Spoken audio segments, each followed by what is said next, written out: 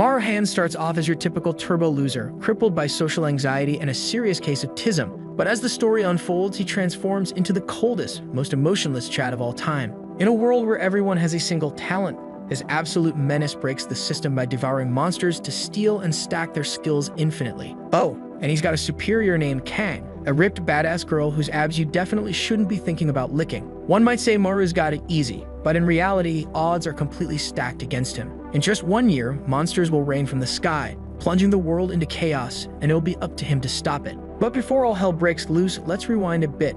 The story begins in a restricted area in a camp in the middle of the forest. A guy's lying on the ground with blood on his shirt. In front of him, a bunch of people are dead. Desperate, he says that there's something inside this yellow dust. The outline of something approaches the guy, drawing a gigantic sword completely bathed in red with a few bells on the tip. The boy begs for help, but at that very moment, a strange creature leaps out of the bushes and grabs his foot. The guy is dragged into the smoke, leaving a trail behind. Sometime later, his body is found dead. A group of friends looks at him, commenting that he shouldn't have been wandering around there. The one with glasses complains that now they'll have to mark it as a casualty, while the one with black hair says that, judging by the footprints, they'll have to start working before it's too late. That's when the beautiful one hears the sound of water beside her. The three turn around and she starts moving with her hand in her pocket. She pulls out a knife and makes a cut on her hand. The blade becomes bathed and then her blood seems to interact with the sword, beginning to flow up her arm. The one with glasses then points to the dust and says it's coming. The girl takes a step forward and responds that she'll handle it. That little knife appears to have absorbed her entire arm and has now turned into a massive sword.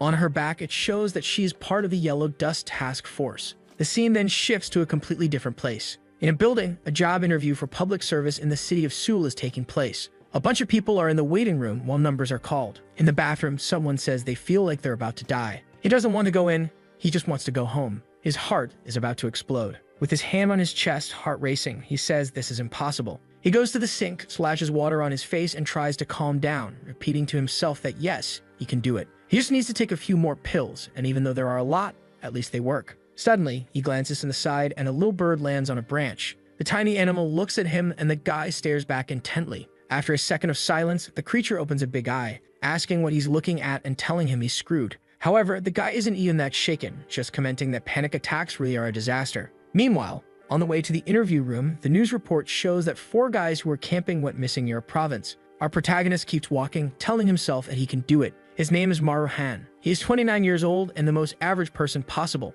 He's just an ordinary student from a regular school who graduated from a mediocre university and is struggling to find a job. Man, if that's his mother, I'm scared. I don't know what's bigger, her heart or her jaw. This is the 5th year that our guy has been trying to become a public servant, and only now has he reached the interview stage. At that moment, a woman enters the room and calls his name. He immediately stands up excitedly, saying he's here, while repeating to himself that this time he'll definitely make it. The guy marches stiffly, telling himself it's going to be easy, until he comes face to face with the big boss behind the laptop staring at him. The guy swallows hard, and the interviewer asks why he wants to become a civil servant. He blurts out awkwardly, shouting that he wants to give back to the community and help society. Yeah, that's it. But in his head, he's thinking that what he actually wants is stability, a steady salary, a secure life, and not too many adventures. Then the interviewer asks what he would do if his superior did something wrong. Maru replies that honestly, he would point out what the person did wrong and try to find a solution, but would remain flexible and positive. He knows that if he says he wouldn't do anything, these guys won't approve him, so he's just lying, as if he would actually get involved in other people's business. The guy then asks how he handles people. With a bright and confident smile, he says he's terrible at it. He can't communicate well, gets stressed easily, and was bullied at school because of his panic attacks and everything else. That's what he said, but in his head, he was going to say that he's super friendly, has great friends, and still keeps in touch with his classmates. The interviewer looks confused, and the fool realizes he said what he was supposed to think and thought what he was supposed to say. What an idiot. The guy just clears his throat and says they'll move on to the last question. Even a flash of light reflects off his glasses as he asks how Maru handled the most difficult moment of his life. Looking like a complete fool, Maru says that life has been pretty easy for him, and he hasn't really gone through much. But the guy insists, telling him to just mention any problem that comes to mind. Maru, all twisted up, says that nothing really comes to mind, except for that time he went to the mountains with his father. That's when he recalls a memory of himself near that yellow mist. His heart starts racing and he remembers the black creature with golden eyes staring at him. Now his breathing becomes shallow. The creature in front of him had countless eyes sprouting from its head, with a pile of bloody bodies on the ground while Maru was still just a child. Now frozen in the interview, his vision begins to blur and the chair tips backward, making him fall to the ground. He stares at the ceiling, everything spinning, until the interviewer approaches, calling for Mr. Han, shaking his shoulders and asking if he's okay. However, in the middle of his panic attack, the boy tries to hold back his vomit. Too late. The interviewer must have gotten completely drenched. And just like that, we're back at his house with him sprawled out on the bed, mumbling that it was a disaster. He's sure that interview is a lost cause. Now without a job, without a girlfriend, and without friends, how is he supposed to live an ordinary life? Suddenly, someone knocks on the door and he has no idea who it is. Still a mess, he stumbles to the door and opens it, asking what it is. Man, it's a Giga Chad woman. Or maybe it's not even a woman, I can't say for sure. The towering human asks why he didn't answer sooner. He calls her mom, but then sees her stepping into the room. 3 meters tall, built like a JoJo character. But of course, a mother is always a mother. She says she brought him some food and was about to leave. He thanks her, asking if there's any meat. She replies that there isn't, just kimchi and beans. He thanks her anyway. With a jawline that would make mewing practitioners jealous, she glances around and notices that all he's been eating is instant noodles, dirtying napkins, and drinking soda. Meanwhile, he sits there, all crook but happy with his meal. Seeing the mess around him, she starts tidying up, wondering how he can live in such filth. He says he'll clean it later, but she's more interested in how the interview went. That's the final blow.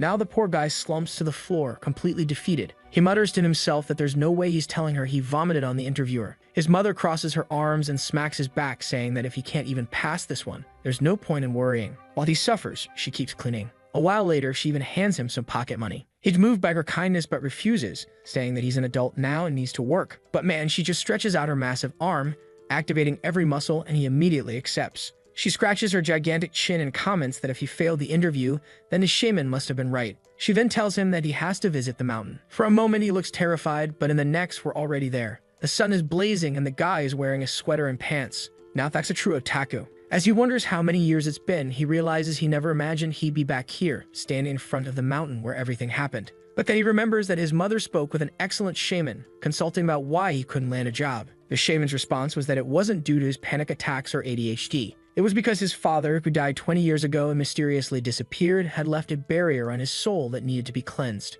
Until he did that, he wouldn't be able to move forward in life. To become a public servant, he had to make an offering on the mountain to appease his father's soul. But after walking so much, he has no idea when he'll finally reach his destination. Until after a while, he stands before a gate and says, "This is it." He opens it and pauses for a second, glancing to the side. At that moment, he seems to see an identical version of himself. Given its transparency, I guess it's either a soul or a memory. The boy rushes to the house's entrance and slowly starts opening the door. Inside, a man stands with his back turned. Maru fully opens the door and just stands there staring. After a moment, he moves closer, tugs at his father's pant leg, and says he's hungry. But his father seems to have a strange expression and suddenly starts screaming. The boy flinches, and with that, the illusion vanishes. Then he feels a sharp pain in his chest and realizes that another panic attack is coming. He takes a deep breath and exhales. A bit calmer now, he reaches into his backpack, pulls out the liquor, and pours it into a cup. He tosses it around the house while telling his father that he hopes he's having fun wherever he is. He explains that he only came because his mother asked him to, asking his father to rest in peace. That's why he's there, to offer prayers to the spirits of the mountain. He recounts that after his father passed, his mother worked tirelessly so he could grow up and find a job. As he performs the prayer and offering, that yellow dust starts creeping in. Maru wonders if all this smoke is because there's a fire in the mountain. He starts running, reminding himself that safety comes first. But then he hears a strange voice echoing, repeating, "Safety first." He wonders if it was just an echo and looks back. Within the yellow mist, a figure emerges. "Ma'am, you've seen this before, so why are you still standing there?" A bloated-bellied, burst-headed monster appears, repeating, "Safety first." Poor Maru has so many hallucinations that he assumes it's just another one. He wipes his eyes, expecting it to disappear. But whenever it is, it keeps approaching him. He knows something is wrong and that he'd better start running. But then something pierces through his stomach. Already on his knees, he wonders if this is how he's going to die. Spending his whole life studying, struggling to get a job, and never even getting to enjoy anything. On the other hand, at least if he dies, he won't have to worry about work or bills anymore. He smirks, saying that he knows no one will care. But then he remembers his Giga Chad mother. She always worked hard, supported him no matter what, and was happy just to see her son doing well. The courage of Giga Chad runs through his veins, and he starts getting up, even with that thing still impaled in him, saying he won't die here. However, the creature catches a scent and, looking all strange, starts moving toward him. Repeating the same words about safety first, the monster moves in to take a bite, and inside its mouth, an eye is visible. The creature latches onto Maru's waist, and he tries to push his torso away to avoid being bitten. However, the monster's mouth is huge, and it sinks its teeth into his shoulder. The poor guy screams in agony, thinking to himself that if this keeps up, he'll pass out. That's when he remembers his father telling him to eat. Well, if the monster can bite, so can he. He bites into the creature's neck, tearing off a chunk. Damn, this boy is brutal. The monster never expected the tables to turn like this, and now it's writhing in pain, while the massive eye inside its mouth keeps staring at him. From within its iris, a dark energy spreads, leaking out of its head. Maru's mind is suddenly flooded with visions of countless bodies being dragged away by these creatures, a kind of carnage where the monsters slaughter each other. Watching over all of it is a strange green eye, observing the battlefield from above. Maru tries to comprehend what he's seeing, who's speaking to him, and whether he might already be dead. His mouth is filled with a metallic taste, and he wonders if this is the taste of death. Someone calls his name. Once again, he wonders who it could be this time. Slowly, he opens his eyes, and a guide at his left asks what he's doing in a restricted area. With his mouth still bloody, Maru is confused and quickly stands up in shock. He immediately looks around, wondering where that monster went or the creature that emerged from the yellow dust. The guy in the Hawaiian shirt wants to know what Maru saw and what he said. Maru explains that a yellow mist appeared beside him. He was attacked by a monster, and now he just woke up. He was sure he was going to die because his stomach had been pierced through. The people who found him exchange glances and signal to each other. The guy in the Hawaiian shirt comments that when the alarm went off about a demon, he thought it was a false alert, but apparently it wasn't. Moreover, it looks like this kid killed it. The girl responds that it's impossible. Sure, you can gain a demon's power through its blood, but you can't immediately use its abilities. The guy glances at Maru, calls his name, and asks if he knows what happened yesterday. Standing there in his torn shirt like some kind of fashion challenger, Maru wonders what he means by yesterday. Then he looks at his phone and nearly jumps. He's been unconscious for an entire day. Meanwhile, the dude comments that if he survived for this long, he definitely gained abilities. The girl says it's too soon to make any claims since he just woke up and won't understand the situation yet. The guy reassures her, saying not to worry, that everyone goes through this,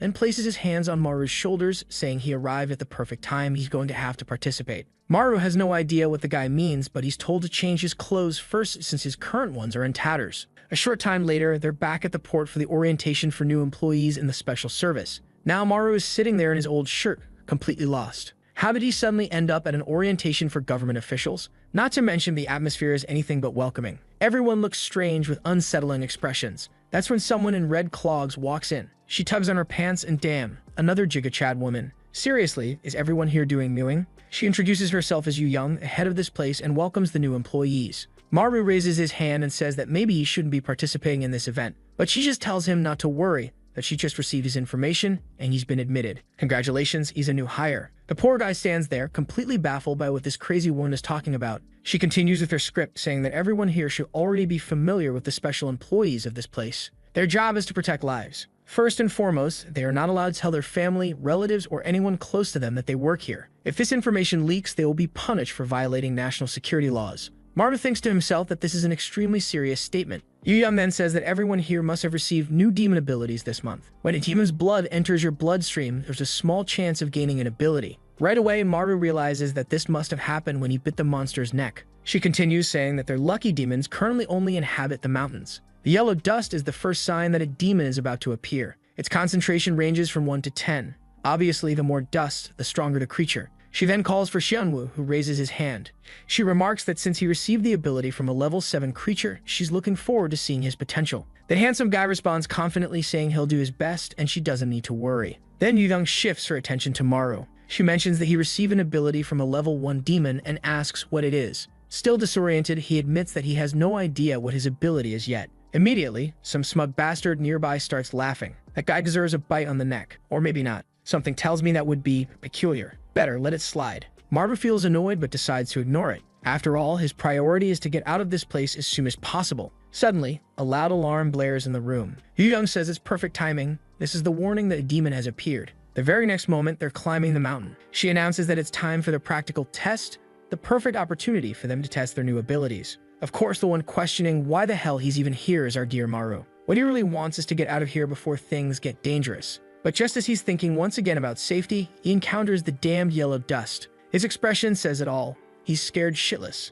Then through the thick fog, he sees the silhouette of a woman. It's the mummy-armed girl and he wonders if she's okay. At that moment, she turns around and Maru is startled. She had impaled a 3-meter-tall creature with a stake. Maru stumbles to the ground in shock while everyone else looks on in awe. Yu Young tells them all to pay attention because the practical test has begun. The creature in front of them looks strong, but it's just a rank 1 demon, the weakest there is. Captain Kang had already pinned it against the wall, so no one needed to worry. Kang, however, was more interested in the kid with the dumbstruck face, the one who somehow killed a demon all by himself yesterday. She was curious about the potential of someone who gained powers at the exact moment they faced a creature, since that was extremely rare. Yu Yang, on the other hand, was excited. She ordered everyone to start using their abilities. But our boy was just standing there in the cold, staring at that massive creature, thinking that this woman had lost her mind. How was he supposed to fight something like that? A panic attack surged back, his chest tightened, and breathing became difficult. In the blink of an eye, he found himself standing on top of a red river. A creature with black limbs approached. It seemed to be some kind of woman-dog hybrid, covered in shaggy hair. Ugly as hell. He was just standing there, suffering quietly, when the monster nearly placed its hand on his head. The creature grasped his entire skull, shifted to the side, and told him to eat. So the bastard's got a Naruto QB situation going on in his head. But on the outside, he was giving off serious Tokyo Ghoul vibes. Because while everyone else was tense, he was practically drooling, saying he wanted to eat. And not just a little drool, no, this was some high-quality illustrated saliva. Someone touched his shoulder, startling him. It was Shanwoo, asking if he was laughing out of sheer terror. Honest as ever, Maru responded that no, he was just starving. Man, I already want to punch this damn Shanwoo for thinking Maru is pathetic for being hungry at a time like this. Now that I know our boy is Tokyo Ghoul, maybe he really does deserve a bite. Maru calmed himself down, wondering what the hell that was and why he was so hungry. At the top of the mountain, Yu Yang called for everyone's attention. Before they could use their abilities, she needed to explain the basics. She clarified that the very existence of the yellow mist was due to the demons. Obviously, the stronger the demon, the more mist it produced. She then pulled out a knife and said that wasn't all. Making a small cut on her hand, she explained that those who had received demon powers also had enhanced regeneration when inside the mist. However, a fatal wound would still kill them, so they needed to be careful. Additionally, their powers only activated within the mist while fighting creatures. Outside of it, they were nothing more than ordinary people. Seunwoo, the most humble man in Korea, yawned and asked how long she was going to keep talking. The most important part should have been mentioned first, how to activate the power. He then said he'd give it a try. Biting his own lip, blood started to flow and the yellow mist drifted toward him. Something within him seemed to activate. He felt his strength increasing and his eyes turned golden. The secret was to let the mist enter his bloodstream. He put on a glove and declared that it was time to begin. Suddenly, the stake that had been lodged in the monster's head exploded. Kang shouted for everyone to be careful as the yellow mist began surrounding them. Now free, the monster started moving, letting out a roar in their direction before slamming the ground. The poor newbies who had just started this job were already terrified. Kang moved to intervene, but Yu Yang ordered her to stay put. Kang insisted that this was too much for beginners. But Yu Yang still refused, saying that this was the perfect time for practice. If they couldn't handle a level 1 creature, they would just die anyway. The monster suddenly sniffed the air and locked eyes directly on Maru, who was standing there, scared stiff. He immediately wondered why this damn thing was looking at him. Then, out of nowhere, the monster's hand opened and a knife shot out, flying straight at Maru. Damn thing was fast. Maru took a hit to the arm, collapsing to the ground in agony. Kang felt sorry for him as he writhed in pain. He got back up, arm throbbing, but the monster was already closing in, ready to crush him. The beast landed right beside him, creeping closer. The two locked eyes as it reached out. But suddenly, something burst out of the ground. A monstrous centipede wrapped itself around the creature. It was choking the beast, staring it down. Turns out, this was Seunwoo's ability, the demon centipede. For someone who loves being handsome, his power was ugly as hell. Then the female student attacked from behind, slicing the monster's head. Her ability was from the Rojo demon, whatever that was. What I do know is that the monster just lost half its brain and was now screaming toward the sky, spreading more mist. The girl smirked, saying at least they had won. But then the yellow mist swirled back into the monster's head, restoring it completely. Now the idiots realized that the creature's regeneration was also insanely powerful. The monster grabbed the centipede and yanked it from Seunwoo's neck. Since it was connected to his arm, the creature used it like a whip, flinging Seunwoo into the girl. Then it pulled Seunwoo back in, squeezing him tight. This thing was petty. Opening its massive mouth, it prepared to take a bite, when suddenly, something snapped inside a glove. The monster's neck twisted violently, and it let go of Seunwoo. Now it made sense. Seunwoo wasn't just some flashy dude. The bastard was stylish. He had the ability of the temple demon. Apparently, when he broke his own bones, he could break the monster's too. The creature lunged at him, but Seunwoo took off his glove and shattered his own wrist, telling it to die. With that, the monster's entire neck twisted and exploded. Its body collapsed to the ground, leaving its head at his feet like a soccer ball. Seunwoo explained that once a demon's head was severed, it could no longer emit or absorb mist. So that was it. The rest of the trainees were left stunned. He commented that it was a good chance to test something new. But then Kang appeared behind him and asked if he intentionally broke her stake to wake up the demon. The kid had villain potential. He simply denied it. No, of course not. Where was the proof? But she grabbed his arm and said they could find out real quick, by breaking his fingers to see if her weapon shattered again. With that, Yidong clapped her hands, cutting in and praising Seunwoo for doing well on his first try. However, someone was missing. Our boy had bolted out of there. He wanted no part in this, working a job like this. No way. He wanted peaceful, ordinary life, not one where he had to fight demons with cursed powers. But someone needed to tell him that he was the protagonist of this story, so he wouldn't be escaping the action anytime soon. Yu Young shook her head, saying that someone who ran away like that wasn't qualified to be a special agent. Meanwhile, Kang was still trying to process what she had seen earlier. There were countless targets in that area, yet the creature had clearly chosen to go after him. Yu Young immediately ordered them to find him and check if he was still alive. But then Kang was the only one who noticed the obvious. Why hadn't the yellow mist disappeared if the leader was dead? Now everyone else started wondering the same thing. Meanwhile, Maru stood in front of a gate that was exuding an insane amount of mist. He wondered why it was there. At that very moment, a new monster appeared. The thing was huge, at least 15 meters tall, and Maru immediately ducked behind a bush. Why him again? Of all people, why did he, the one most desperate to escape, have to run into something like this? He took another peek to see if it had vanished, but nope. The monster was right behind him. Just then, the TikToker with the dyed hair called for Kang Chana. Yeah, that's her name, folks. She asked what was going on, and he said he had received an alert from headquarters. A level 3 demon had been detected in the area. Yu Young found it odd. Demons didn't usually show up one after another like this. Kang wanted to know where, and well, we could already guess, couldn't we? Our boy was running for his life through the restricted area, skidding across the ground, shouting for help, until he tripped over a rock and face planted. He got up and spotted that same house, his father's house. At least he knew this place and where to hide. He dashed to a house with an iron door and slipped behind it, panting, wondering what the hell that thing was. He peeked through a gap, reassuring himself that there was no way the monster would follow him this far. Of course, it was right there. Why the hell was this thing so obsessed with him? Not to mention he had no idea what those things floating around its head were. Just then, he heard the sound of the gate opening. An old man stepped inside, calling out for someone and wondering why there was so much yellow mist in the air. The old guy's cataracts were bad. He couldn't even see the 15-meter-tall monster standing right in front of him. Meanwhile, the creature was grinning, ready to devour him. Maru knew he had to do something to save this old man before he got killed. The problem? He wasn't strong enough. How was he supposed to pull this off? That's when he remembered what Yu Young had explained. Those who had received demon abilities could regenerate wounds while inside the mist. However, a fatal wound would still be enough to kill him. His hands trembled. He knew he might die. Maybe he should just stay hidden and save himself instead of throwing his life away for some stranger. The old man squinted into the distance, asking if that was Changsek's mother. Even the monster seemed confused, repeating her words. The old woman took a step forward, scolding it for mimicking her. Then she froze. Now that was close. Her eyesight might have been bad, but this close-up, her cataracts weren't a problem anymore. She could see the massive creature standing right in front of her.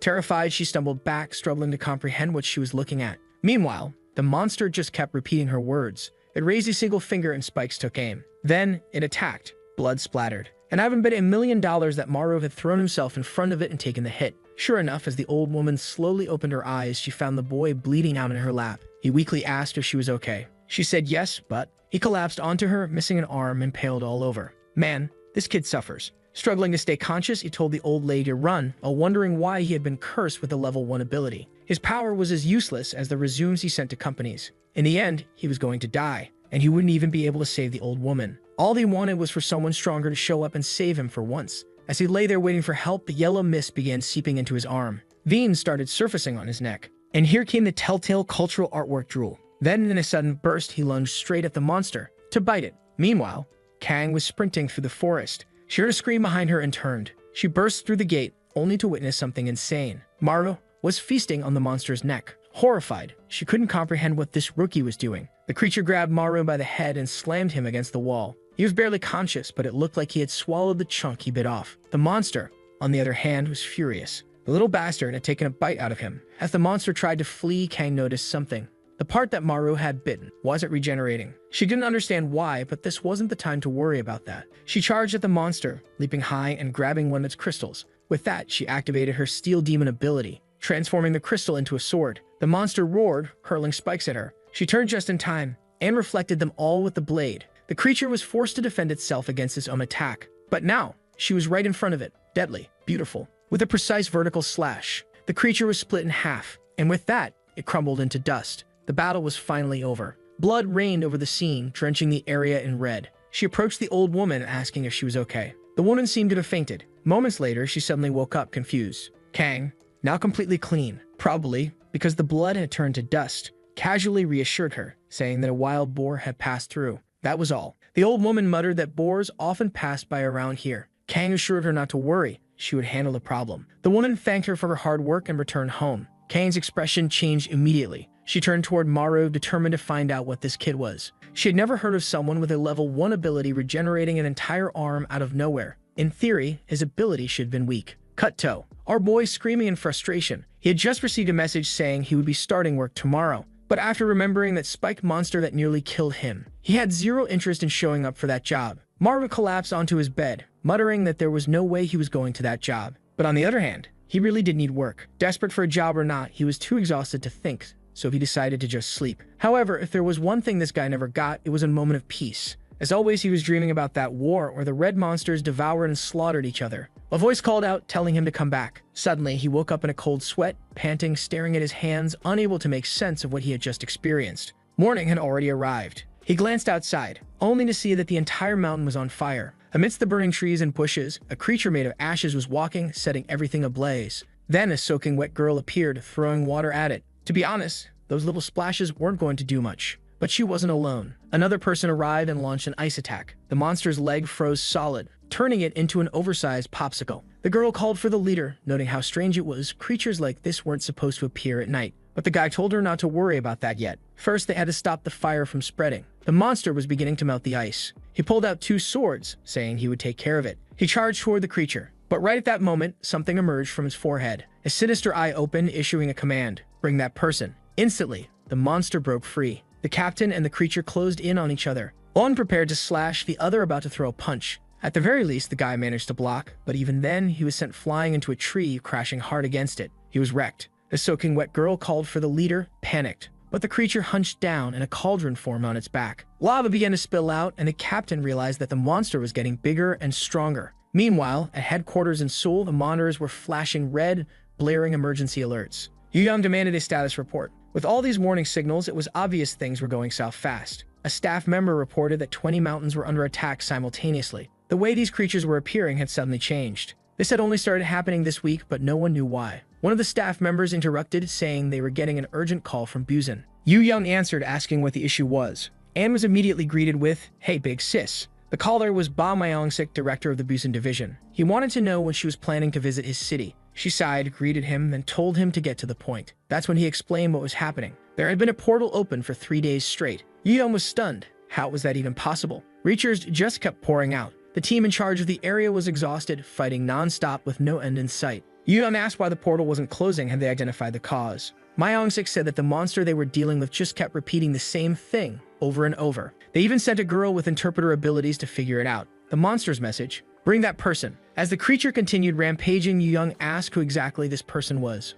Myong-sik admitted that was the problem. They had no idea. He didn't know who it was, but whoever it was needed to show up fast. Yu Young then made a call to someone in a helicopter. The guy picked up, asking what the problem was. She quickly explained the situation on the mountain. Without hesitation, the guy stepped to the edge of the helicopter and simply said, "I'm on my way." He told her he'd call back once he had handled things. And with that, he leaped, plunging through the air like a shooting star. On his way down, he passed through a wave of yellow mist. This guy had zero fear. Then, all of a sudden, he activated spatial inversion, suspending himself midair. He landed gracefully on top of the gate. The people below were shocked. Who was this lunatic who just dropped in and out of nowhere? One of the women yelled for him to get down. It was dangerous. Meanwhile, the red-hooded demon grinned, seemingly pleased by his arrival. It lunged at the woman, aiming for a piercing kick. She barely managed to dodge. The problem was, now the monster was right above her. She had no way to escape. But then, the newcomer reached into thin air, opened his spatial tear, and ripped out the monster's entire spinal column. The creature froze in shock. He casually congratulated everyone for their hard work, saying they could rest now. From here on out, he would handle things. The captain was thrilled, but the girl wanted to know, who was this guy? The captain explained. This was the first ever special ability user, the founder of the task force. The guy stretched, placed a hand on the ground, and said, "Let's get this over with." He was the strongest demon ability user, Director Jong Il-do. Purple lines spread across the ground, reaching toward the mist. They rose, higher, higher, until they towered above the moon itself. From afar, everyone saw it, wondering what the hell that thing was. The guy with glasses admitted he had never seen this in person before. But in theory, this was the most powerful spatial ability in existence. Jong was carving a path straight into the yellow mist. Meanwhile, back on the burning mountain, the magma monster had grown even larger, and the ice water dew couldn't hold out any longer. The girl had collapsed. The guy called for her to get up, or they were both going to die. The lava beast charged again. The ice user desperately raised a barrier, but the monster smashed through it, sending him flying. It kept attacking, hammering at him repeatedly, until the shield shattered. He crashed to the ground, gasping for breath. He knew this was it. This was how he was going to die. But then, a rift appeared behind the monster. Zhang yanked the beast's head through it, hurling the entire thing away. The explosion sent crows scattering through the sky. Zhang declared that it was time to take care of this monster. Not just this one, but all of them. He activated every single rift unit. Across Gangwon province, a boy was being trampled by a monster. The creature spoke something in a strange tongue, then stabbed him in the chest. But at that moment, a rift opened behind it, and the beast was dragged inside. Across all the mountains under attack, the same thing started happening. The monsters were being pulled into the same place. On the one hand, this was good. Now they were all concentrated. On the other hand, this was extremely dangerous. One of the staff members noted that the danger signals were disappearing, and the director calmly stated that this just meant he had arrived safely. The good news?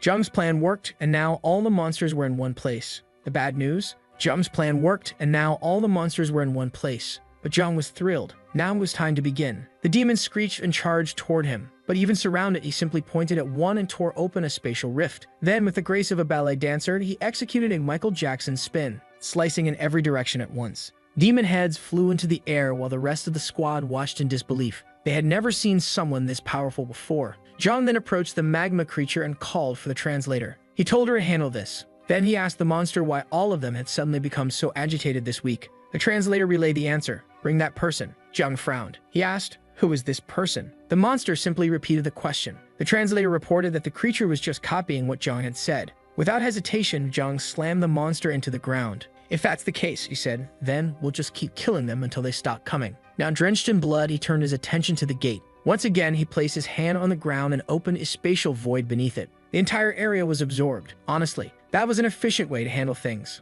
One of the squad members in the background sighed in relief, saying she felt safer knowing they had someone like Zhang to rely on. In a single moment, he deactivated his power, and the gate was gone. The next day, back at headquarters, Yu Yun entered the office and immediately asked Zhang what he had done with the portal. He casually explained that it was inside his black void and that he was exhausted from the effort. But the insufferable woman just told him he should handle everything as he always did. Zhang groaned, saying that he had limits too. It wasn't like he could run the entire organization by himself. He turned on the TV, saying that he understood, but he had already gathered the information she asked for. The screen displayed photos of all the new recruits. Yu Yun wanted to know why he was so interested in them. He explained that he was trying to understand what the demons wanted. Not only that, he wanted to figure out why the demons wanted him. Amidst the endless pile of monstrous bodies, there was a single gigantic woman's corpse. That same green eye was watching, still repeating its message, bring him. Meanwhile, Maru's first day on the job, Maru arrived at work. His mother had cried when she found out he got a government job. He couldn't give her any details, but she was so happy that he simply couldn't refuse.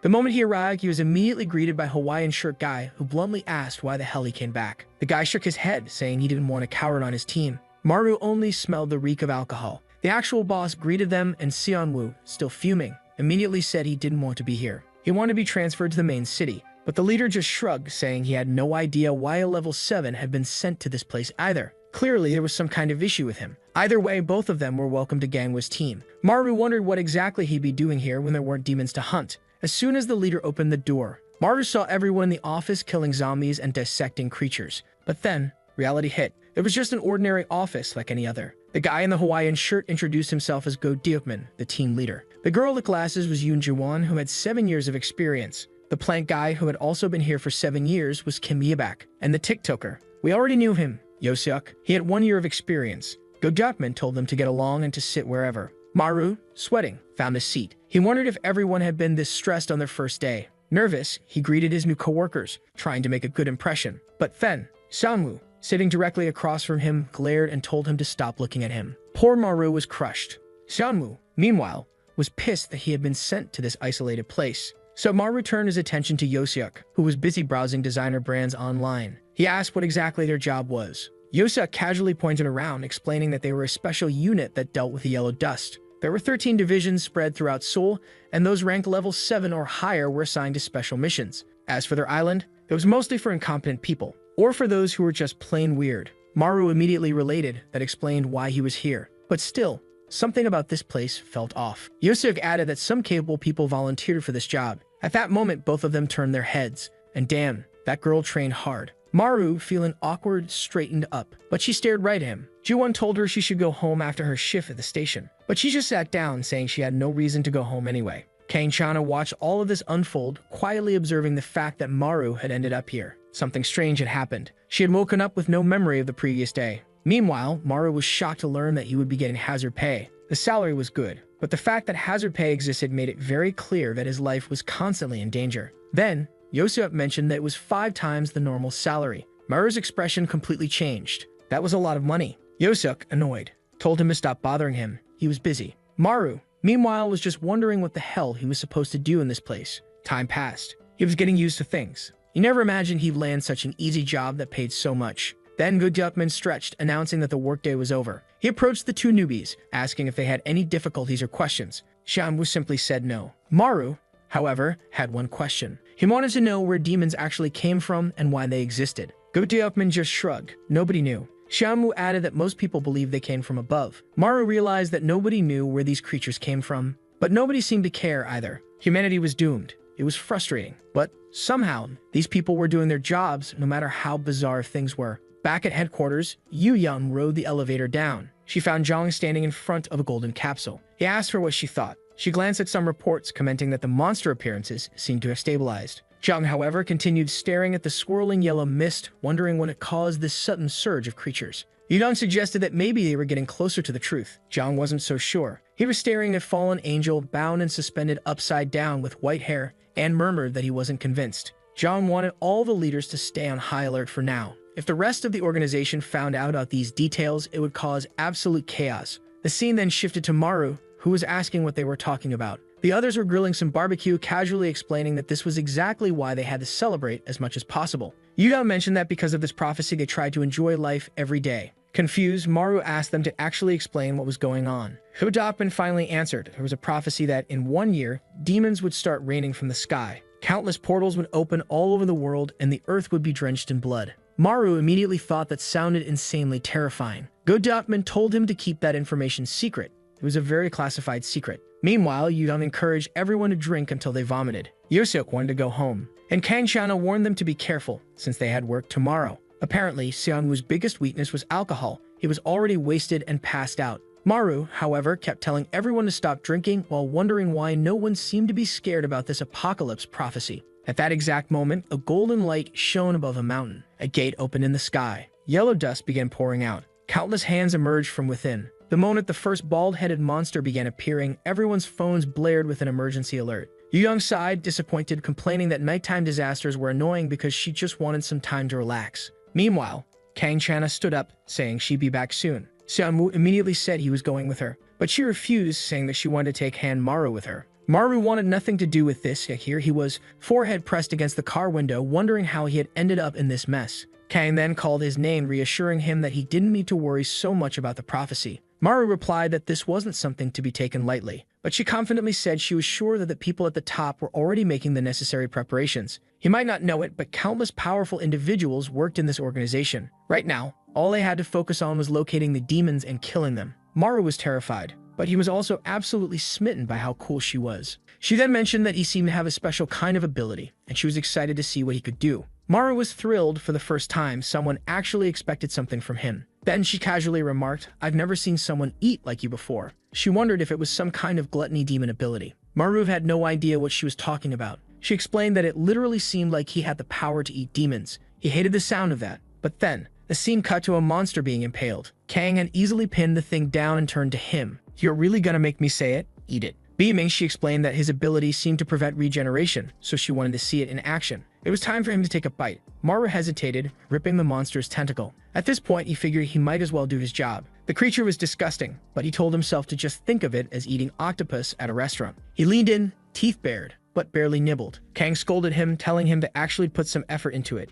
He needed to bite like he meant it. Maru sighed, said he understood, and reluctantly started chewing. The next day, back at the office, Maru was dying. His entire body ached. Seonwoo immediately smirked and said he heard that Maru threw up yesterday. What an idiot. Maru didn't even care. He just asked Seonwoo what exactly he expected from him. Seonwoo scoffed. Someone like him should have never been sent here. They should have assigned someone actually useful. He should be grateful that Commander Kang had even the slightest interest in his ability. Then he walked off, flat out calling Maru useless trash. Maru was completely roasted, but to be fair, the guy had a point. He needed to wake up and start trying harder. That was when the alarm rang. Kang stood up, about to call his name. But Maru was in the bathroom, hands on his face, trying to figure out how he was going to get used to eating monsters. He had an ability, which was good. but his ability was to eat monsters, which was not good. As he walked down the hallway, he suddenly ran into Kang. Aunt nearly had a heart attack. His soul practically left his body. She raised an eyebrow and asked if he had been hiding in the bathroom. Maru admitted that yes, he had heard the alarm, but he got food poisoning after biting that creature. Kang sighed, lowering her head. "So you're really not suited for this job," she muttered. She explained that he didn't have to work for the government just because he had a special power. There was another option. He could just sign a contract stating that he wouldn't talk about this to anyone. Then he could live his life under constant surveillance for the rest of his days. Maru was shocked. He thought the alternative would be a little easier than that. Kang added that this was better than dying on the battlefield. People with his level of mental fortitude usually didn't last very long. The way he was acting, he could easily be sent on a mission to save someone and end up letting them die because of a mistake. If he really couldn't do this, he needed to leave the job now. Kang leaned in real close and said, "We don't need people who are useless." Damn, poor Maru. He got roasted everywhere he went. Meanwhile, at the office, Kang figured that Maru had probably given up. You'd think this was the start of his motivation arc. But no, he was standing on a bridge, actually happy for once. Maybe he really wasn't cut out for this. Maybe living under surveillance was better than dying in battle. Poor guy had no idea he was the protagonist of this story, meaning escape was impossible. Right at that moment, his phone rang. It was his mother. He picked up, already thinking about how he didn't want to keep fighting monsters. He answered with a, "Hey, what are you up to?" She told him she was on a hiking trip to Inwang Mountain. Maru froze. Then he put a hand over his face and groaned. Hadn't he already told her to stop climbing mountains? But then, the call quality suddenly worsened. His mother paused, confused, asking why there was so much yellow dust in the air. Instantly, his heart dropped. The call cut off. Oh hell no. Now the motivation arc was kicking in. Inwang Mountain, the security team. The security team was already on site, preparing to deal with a demon. The guards stood frozen, unsure of what to do. One of them glanced up and saw a creature perched in a tree, gnawing on a human arm. A crystal gleamed on its forehead. It smiled at them. Meanwhile, Maru was sprinting toward the mountain. Seconds later, everyone on the security team was already dead. The level 5 demon was devouring the new recruits, and no one was left to stop it. But then, a heavyset woman, the regional leader, arrived. She activated her duplication ability and told the survivors to call for backup while she stalled the monster. One of them ran to use the landline. Since phones didn't work in this area, it was their only option. Back at headquarters, Yu Young received the emergency request and immediately started coordinating the response. She explained that civilians were in immediate danger. If that level 5 demon made it down to the city, it would be a massacre. They were running out of time. Everyone needed to move now. Meanwhile, Maru arrives. But guess who was already there? Maru. He jumped out of a taxi, sprinting full speed toward the entrance. He reached the hiking tour group and frantically looked around for his mother. Not seeing her, he asked one of the guides to let him through. His mother was inside. The guide refused, saying it was too dangerous. There were wild animals in the area. Wild animals, my ass. Maru knew the truth. It wasn't animals, it was demons. While the guards were busy securing the main entrance, he was already climbing the mountain from the other side. It was the fastest road up. As he climbed, he prayed that his mother was safe. Deep in the mist, amidst the thick yellow mist, someone was struggling with a twisted ankle. It was Giga Chad Mom. She casually bent down, told the injured woman to climb on her back, and carried her. Then, she paused, noticing something moving in the fog. "What is that?" she muttered. A hand reached for her. Maru arrived, panicked. His mother turned in shock. "How the hell did you find me?" He explained that he had seen her social media post. She wanted to ask about his new government job, but he brushed it off. Not important right now. The other woman smiled, saying, "Oh, so this is the son you were talking about? I'm so happy for you. A government job is a big deal." Maru's mother beamed. "Yes, now all I have to do is find him a wife, but he's not very popular with girls." Maru sighed. "Can we focus here? We need to leave, now." Then, he felt something. The demon was right above him. He looked up and locked eyes with it. Instantly, his panic attack hit. His breathing staggered. He couldn't move. Every time he saw a demon, this happened. How the hell was he supposed to protect his mother like this? The attack. From below, the injured woman noticed something was wrong. "Hey, that boy looks weird." Maru's mother suddenly screamed his name. The demon turned and leaped at her. She reached out for her son, just as the demon lunged to grab her. Maru dove forward, but tripped, tumbling down the slope like an idiot. Too late. The demon was about to bite down on his mother. Maru screamed. But then, a surprise attack. The demon collapsed, its back bleeding. Maru, confused, stared at the creature. Where did those knives in its back come from? His mother freaked out. What the hell is that? Then she noticed something on her son's head. Maru looked up and realized the knives were his. Oh shit. He had absorbed the power of a demon he had eaten. He suddenly remembered. One of the creatures he fought had this exact ability. Then he felt something weird in his back, and another knife formed. Holy shit, he could control it. That meant his power wasn't just stopping regeneration. He could steal abilities. He smirked. Alright, let's see what this power can do. The demon was already down, crawling away. It was weaker than he expected. That was weird. Why was everyone on the mountain struggling against something this weak? Meanwhile, a different part of the mountain, a wounded soldier was slumped against the fence. Two agents from headquarters approached him. "Are you all right?" Shaking, the man stammered, "The demon, it was terrifying. It destroyed my team." One of the agents rubbed his chin, doubtful. "That's hard to believe. The leader of this region is a level 7 user." Another agent, slicked back hair, asked, "What ability did the level 5 demon have?" The soldier answered, "It had the mirror ability, Maru's real problem." At that moment, something shimmered on the demon's back. Maru's eyes widened. The attack he just used had been copied. Before he could react, the demon attacked. Its crystals impaled him all over his body. But Maru wasn't panicking. He was just shocked. "That bastard copied me." The demon slowly advanced, its forehead gleaming like a mirror. Maru immediately realized this was a reflection-based ability. The monster mimicked his movements. If he attacked, it would strike back the exact same way. Then behind him, his mother cried out in pain. He turned. Her knee was bleeding. She was worried about his injuries, but he only cared about her ability to heal. He lifted his shirt to show his wounds. "Don't worry, I'm fine." His abs were chiseled. Giga Chad DNA activated. Now he knew. If he wanted to protect his mother, he had to kill this thing. He turned to her. "Hide. I'll take care of this." His mother looked scared, but he turned around and spoke firmly. He was a public servant who protected civilians. He would take care of this in a second and be right back. He launched himself at the monster, grabbed it by the waist, and hurled it off the mountaintop, taking it down with him. His mother screamed as crows scattered into the sky. Maru managed to land on a higher ledge while the creature tumbled down below.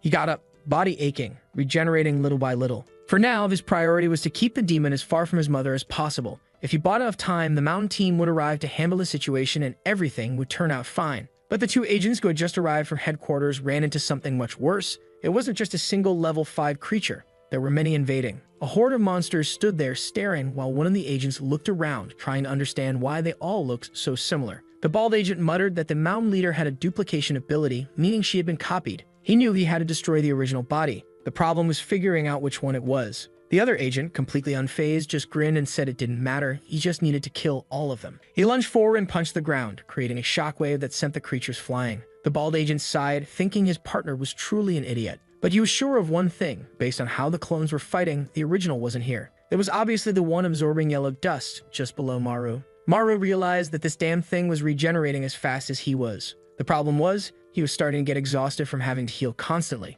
Then a voice spoke. "What's wrong, Maru?" His stomach dropped. The demon had copied his mother's voice. Maru snapped. "Don't do that." He yelled and threw knives at it. But his aim was terrible. He muttered that controlling someone else's ability wasn't as easy as it seemed. Meanwhile, the creature calmly formed a crystal and launched it straight into his shoulder. That just pissed him off even more. This time, he unleashed an entire barrage of knives. One direct hit to the monster's shoulder. Maru cheered. But then, the creature grunted, shook its body, and instantly regenerated. Maru's heart sank. They had the same attack ability, but the monster's recovery speed was even worse than his. That meant it was weaker than him. Then he remembered something important. Obviously, it was a conversation with Kang Chana. She had told him before, "I have the feeling you never actually listened to what I say." Lying on the ground, bleeding, Maru muttered that maybe he wasn't made for this. But she had reached out her hand, helped him up, and said, "You're just scared of getting hurt." He had to understand that wounds healed inside the yellow mist, so it didn't matter. The pain was real, yes, but that was just part of it. Plus, he had to eat those damn demons to recover. She had been crushing his hand as she spoke, and he had asked if there was a better way to fight.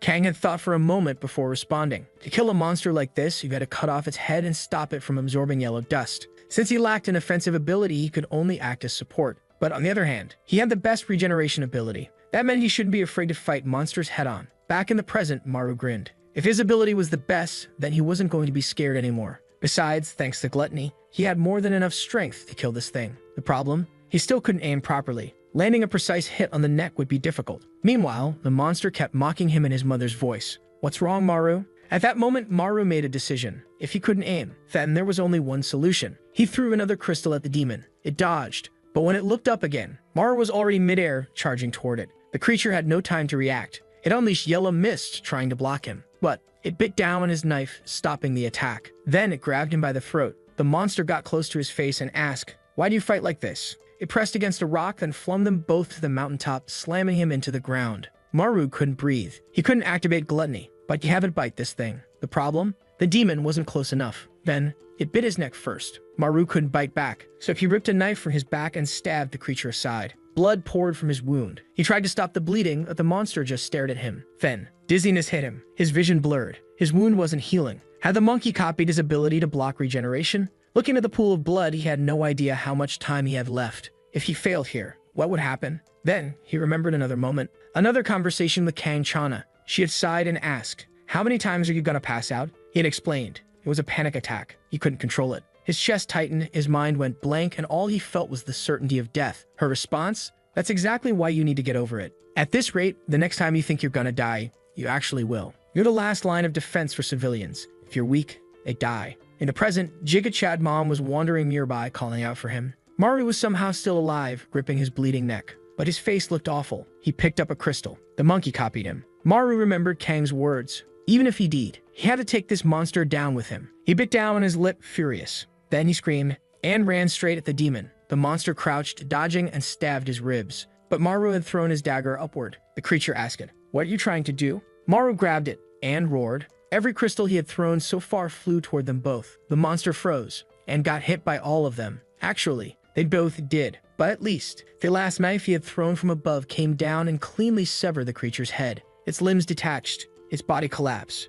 Maru, shaking, stumbled backward and fell. At headquarters, the agents saw the monster disintegrate and wondered if they had killed the original. The bald one said no. Someone had killed it elsewhere. Back on the mountain, Maru's wounds slowly healed. But this time, he really thought he had almost died. Then he got up, intending to find his mother. But his father's voice whispered behind him, "Eat." His father pointed at the monster's remains. "Go back and eat it." Maru finally understood. That crazy old man had known all along. The monster had a rare and powerful ability. If he ate it, he might gain another power. And he remembered Go Dukman's prophecy. In 1 year, creatures would rain from the sky. Motivated by the desire to become strong enough to protect his mother, he approached the demon and grabbed its arm. With that, he began his daily meal. Now fully confident and looking sharp, he declared that from this day forward, he would eat any strong demon he encountered. The guy even licked his lips. Sometime later, his mother woke up in the hospital, asking if she had really passed out on the mountain. But she didn't seem too concerned, just saying that she didn't really remember much. Maru was relieved she didn't remember.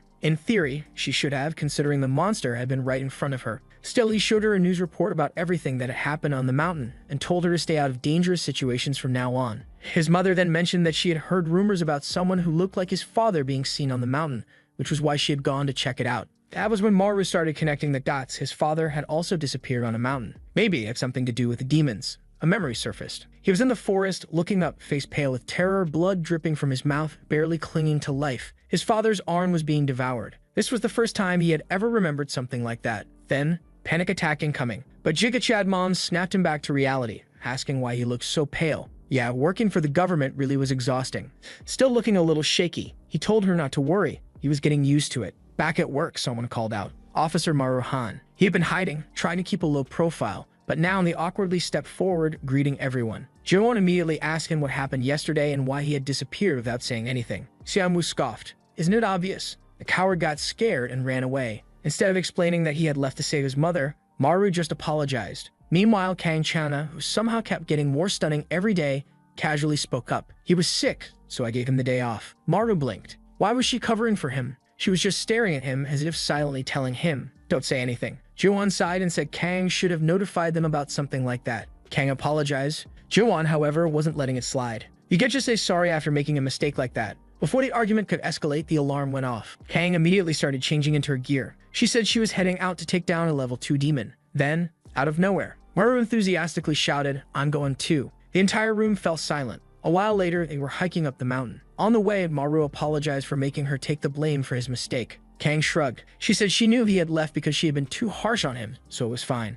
But why did you come back? Maru was already sweating and out of breath, and they were only halfway up the mountain. Still, he managed to answer. He was here to fight now. Right at that moment, yellow dust started rising. A massive fat creature emerged in the distance. The ground shook. The monster charged straight at them. It was a huge, gray, obese old man, yelling that he was ready to fight. Kang Chana warned them, even though it's level 2, don't underestimate it. After all, an entire mountain team had been wiped out by a mere level 5 demon. Maru knew exactly which one she was talking about, the one he had beaten yesterday. Then Yoseok, the TikToker, casually commented that those guys were lucky HQ had taken care of the monster. The main branch only had level 7 and above users, meaning they were on a completely different level. Maru froze. Should he say it? Should he tell them it was actually him who had killed it? The problem was, he had left early yesterday. He'd have to explain a lot, but he wanted recognition. He wanted them to know he worked hard too. But before he could say anything, Kang asked, "What is that demon doing?" The creature had its hands under its arms, scratching its armpits. Someone yelled for them to step back.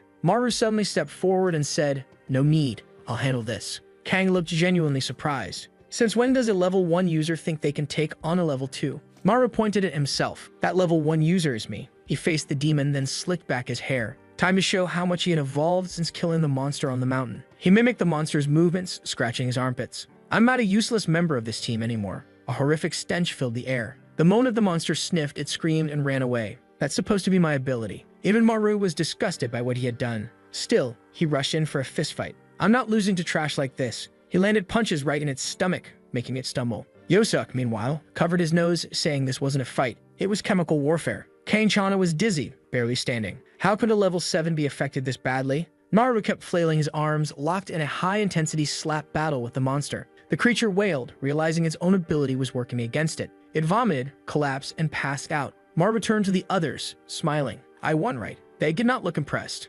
Later, they all washed up in the river. Kang Chana, sitting nearby, kept watching Maru. Then she asked, "So you really can absorb demon abilities through gluttony?" Maru nodded, explaining that the last demon he ate had the ability to reflect attacks. Yoseok mocked him. "Oh, so that's what your whole dramatic speech was for? All that build-up for that?" Maru felt a little embarrassed, but Kang just shrugged. "It doesn't matter. You did well. You're improving." Maru blushed, until she ruined the moment by adding, "But honestly, you're still disgusting for having to eat those things." Humiliating. They left soon after, saying they needed to check for more demons. Maru sat there, wondering, why did I have to get stuck with that monster? Why can't I ever look cool? Then someone appeared behind him. "Are you Maru-han?" Maru froze, covering his face. "Who are you?" It was Zhang. He only had one question. "Did you kill the level 5 demon on the mountain?" Considering Maru was supposed to be a level 1 user, this was extremely strange. Maru, feeling awkward, answered yes. Zhang smiled. "I'm here to take you to HQ in Seoul." Maru blinked. "Wait, was this a promotion?"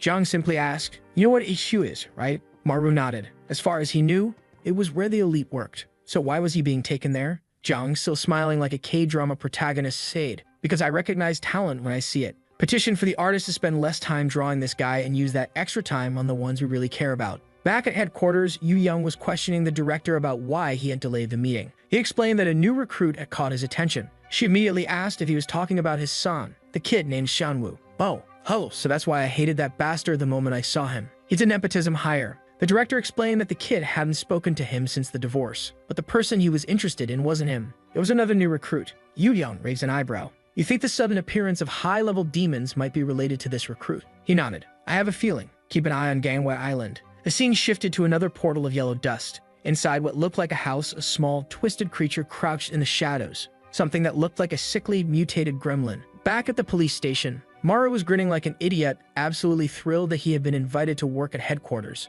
This was huge. Then reality hit him. If they were calling him there, that meant it was even more dangerous than here. He had to remember, safety first. Right now, he was in a beautifully peaceful workplace. Still, it felt damn good to be recognized by someone at the top of the top. Right then, Samu was staring at him from across the room. "Why have you been walking around with that stupid smile all day?" It was obvious how much this arrogant asshole hated seeing a level 1 weakling enjoying an easy life in this office. But for once, Maru fought back. "You're the incompetent one. You wanted to work at HQ, but you're not there, so you don't have the right to say anything." Samu's face darkened. He stood up, fuming. "Say that again." Like how he was going to sit there and take moral lectures from someone who has the ability of stinky armpits. Maru froze. Who the hell leaked that information? He glanced around. Right as Yoseok started typing away at his computer, pretending to be busy, Maru immediately knew. It was that bastard. Feeling the rage of 1,000 suns, he lunged. Yoseok instantly ran for his life. Meanwhile, Go Deokman was laughing his ass off, and Juwon told everyone to stop bullying Maru. Maru sighed, relieved. "Juwon, you really are a good person." Then she clapped her hands and said, "At least you're not hiding in the bathroom anymore. Now you just stink a little. That's progress." Maru felt his soul leave his body. The embarrassment never ended. To make things worse, he hated how Kang was just indifferent to everything. Even after he helped her that day, he was still seen as useless here. He looked down at Zhang's contact information. Zhang had told him to send a message when he made a decision. Then Kang stood up and announced that a level 2 creature had appeared. Right then, Samuel grabbed her arm and said, "I'm going this time." He was bored out of his mind in this office and felt like he was going to explode if he stayed any longer. Then he turned to Maru. "You're coming too. We need to work on team bonding." On the way to the mountain, the two of them were sweating under the brutal sun as they climbed. But when it came to hunting monsters, Samu was more excited than we were when we first saw Kang Chana. Maru, On the other hand, didn't want to spend another second next to this psychopath. He wanted to finish this job and go home. Then Seonwoo stopped and said, "This won't be as easy as you think." Maru followed his gaze. The entire house ahead was covered in yellow dust. Maru figured there must be more than one person inside. But Seonwoo ignored him, walked ahead, and told him to hurry up. The gate creaked open. Maru hesitated, staying at the edge. Something felt wrong. Inside the door, there was way too much yellow dust. Enough for there to be a level 4 creature. They walked inside, and Maru muttered that they should turn back. These things could appear out of nowhere. But Seonwoo kept walking forward. Then they reached a green door. Maru knew. The monster was right behind it. Seonwoo turned the handle. Locked. Maru stepped in front of him. "This is dangerous. We don't know what's inside." But Seonwoo had already put on his gloves. "If you don't want to open it, I'll just break it." He twists his pinky to open it. Our boy gets startled, but nothing happens. He's confused while Maru tells him to stop acting all confident when he can't even open a lock. Seonwoo then goes to take a look through the keyhole. Sitting at the back of the room, you can see the scrawny little devil. The protagonist pushed him aside, saying he wanted to take a look too. Seeing him in the corner, and he said the thing looked weak. However, the guy warned that judging by the amount of dust, this creature was at least level 7 or higher. Frightened, our boy wants to know why something that strong is on this island. Seonwoo replies that he has no idea, but now he understands why his heart was racing. For a long time, he's been eager to fight a truly strong monster. Our boy already took off running, saying that Lunatic was going to put both their lives at risk, so it's better to call headquarters right away. However, when he turned the lock, it wasn't opening. He starts slamming his shoulder against it, wanting to know why they can't leave the way they came in. That's when he realizes that, obviously, it must be the work of the demon hiding in the room. Meanwhile, Seonwoo was kicking and punching, trying to force the door open, shouting at the damn recluse to come out so they can fight. Maru, on the other hand, doesn't want to spend even a second against that demon, much less against that psychopath, especially knowing it's a Hikikomori level 7 demon. The blackhead was just standing there, then suddenly started repeating something about being lonely. He kept saying lonely, lonely, while his face began to distort. Looking at his fingers, Seonwoo sees that his entire hand was already broken, yet the door didn't have a scratch on it. What the hell was this thing made of? Meanwhile, Maru is slamming a chair against the window, but unfortunately, even that isn't working. It seems that lonely creature's power was creating a trap house. At that moment, his heart starts to tighten. The situation triggers a panic attack, and he wonders if the office people are going to arrive anytime soon. 2 hours pass, and he's already furious, unsure if those bastards just forgot about them. In an office, Diefman yells that they have a problem. Jiwon looks around and says they really forgot about the training date in Busan. Everyone starts flipping through files and working, saying they're about to sort it out. Kang Chana slams the keyboard, gets up, runs, grabs the file, and hands it over to the guy. He thanks everyone for their hard work and says they'll see them tomorrow. Jiwon sits on the couch and says that after hard work, they should enjoy a nice coffee in peace. Everyone relaxes for a second of peace. That's when they all wonder where those two have been for the past 3 hours. She facepalms, saying this is exactly why you shouldn't send a rookie alone. And strangely, she calls them on TikTok and tells Kang Chana and another guy to stay there. Thank God, as beautiful and wonderful as always, thanks to the artist for putting in extra effort, she gets up and says she's going too because she has a bad feeling. She walks past Jiwon, who stares at her and warns that this place was very close to that other place. So is she really going by chance? The girl seems to have some kind of trauma. She just stands up and tells them to hurry. If I had to bet $1 trillion, I'd say her family was killed by demons, and that's why she's so determined to kill them. The scene shifts to the house and everyone is already inside asking where the two are. Through the dust in the background, they see a shadow approaching. It was the desperate fools shouting at them not to let the door close. But it was too late. It shut right in their faces, and the fools wondered why they had barged in like that. Already slumped on the floor, Jiwon wants to know what happened to them. The situation is explained and they stand by the door. They realize that apparently the demon doesn't want to leave. That's when Kang tells everyone to step back, pulls a small arm out from her body, and forms a katana. She slashes at it, but obviously, nothing happens. Yosuk is terrified that even her attack didn't leave a mark. Jiwon then tells them to wait because she'll handle it. She pulls up her jacket sleeve, revealing a small black orb on her arm. A tiny spider appears, and guess what her ability is called? Demon Spider. She tells Minnie to go in, but the lock was too small for her chubby spider, and unfortunately, it didn't work. Our boy watches her consoling the spider and remarks that she seems like the weirdest one so far. Seonwoo then tells TikTok to do something instead of just standing there, but he replies that he has no abilities. Maru takes the opportunity to mock him, saying that he seems completely useless in battle. However, the boy fires back that our guy is the useless one. Or are all those abilities he's been absorbing? Why doesn't he use the needle power to unlock everything? To which our protagonist explains that the creature is too far away, he can't see clearly, and his powers don't reach that far. At that moment, it seemed like everyone was useless. Seonwoo wants to know who's going to save them if there's no one else in the office. Jiwon says the leader won't because he left for training and won't return until tomorrow. Then Yosek reminds them that they still have Kim Yi back nearby. the old bespectacled man suddenly appears, scaring everyone. They ask when he got there, and he responds that he arrived because no one had come back yet. Everyone is shaken that this weird guy has zero presence, making it impossible to notice when he arrives. He walks up to the lock to take a look, and Ji-won asks if he can handle it. Suddenly, he lies down on the floor and starts taking a nap. Maru thinks to himself that either this guy is extremely calm or has some bizarre ability. Ji-won explains that she has no idea what his ability is because she's never seen him use it. The poor ones are devastated. Everyone who came to save them so far was useless. Ji-won claps her hands and tells them to focus and find a way out together. But Sehun just reminds her that they've already tried everything, so there's no way out. She asks if he's prepared to die without doing anything. TikTok suggests waiting for the leader while our boy bites his nails in fear. In the background, he wonders why Kang was just standing there doing nothing. Something about that was weird.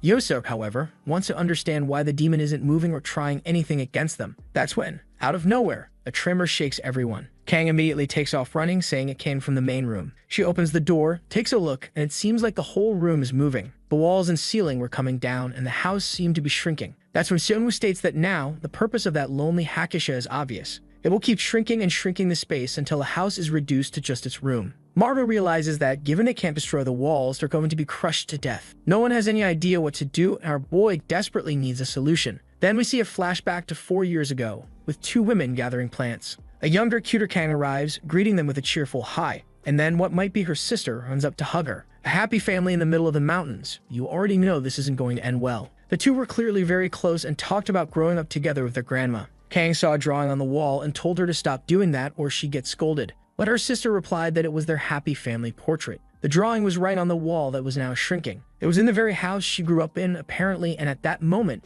she activated her mummy power, pulled out a massive sword, and slashed at the wall. But the place kept shrinking and her sword started to crack. She realized she'd have to use more blood and things started getting serious. She was completely wrapped in bandages. Her neck was already turning gray and Ji-won shouted for her to stop because it was getting dangerous. That's when Maru ran in and yanked her out, breaking the sword. She looked devastated and cried as she watched everything disappear. But just in time, Maru managed to pull her out of that room. The girl, however, seemed to have fainted and Ji-won tried to wake her up. Our protagonist already knew she passed out from using too much blood. What he didn't understand was why she went that far just for a wall. That's when Seonwoo revealed that this house belonged to Kang's grandmother, and she lost both her grandma and younger brother while living here. She barely survived alone, and that's when she gained her abilities. Maru now understood why she acted that way and seemed so scared. Yosuk says that, at least for now, the house has stopped shrinking. They would have to find a way out soon before they ran out of rooms. Seeing the small piece that Kang tore from the wall, Ji-won throws out the saying, "Soft water on hard stone keeps hitting until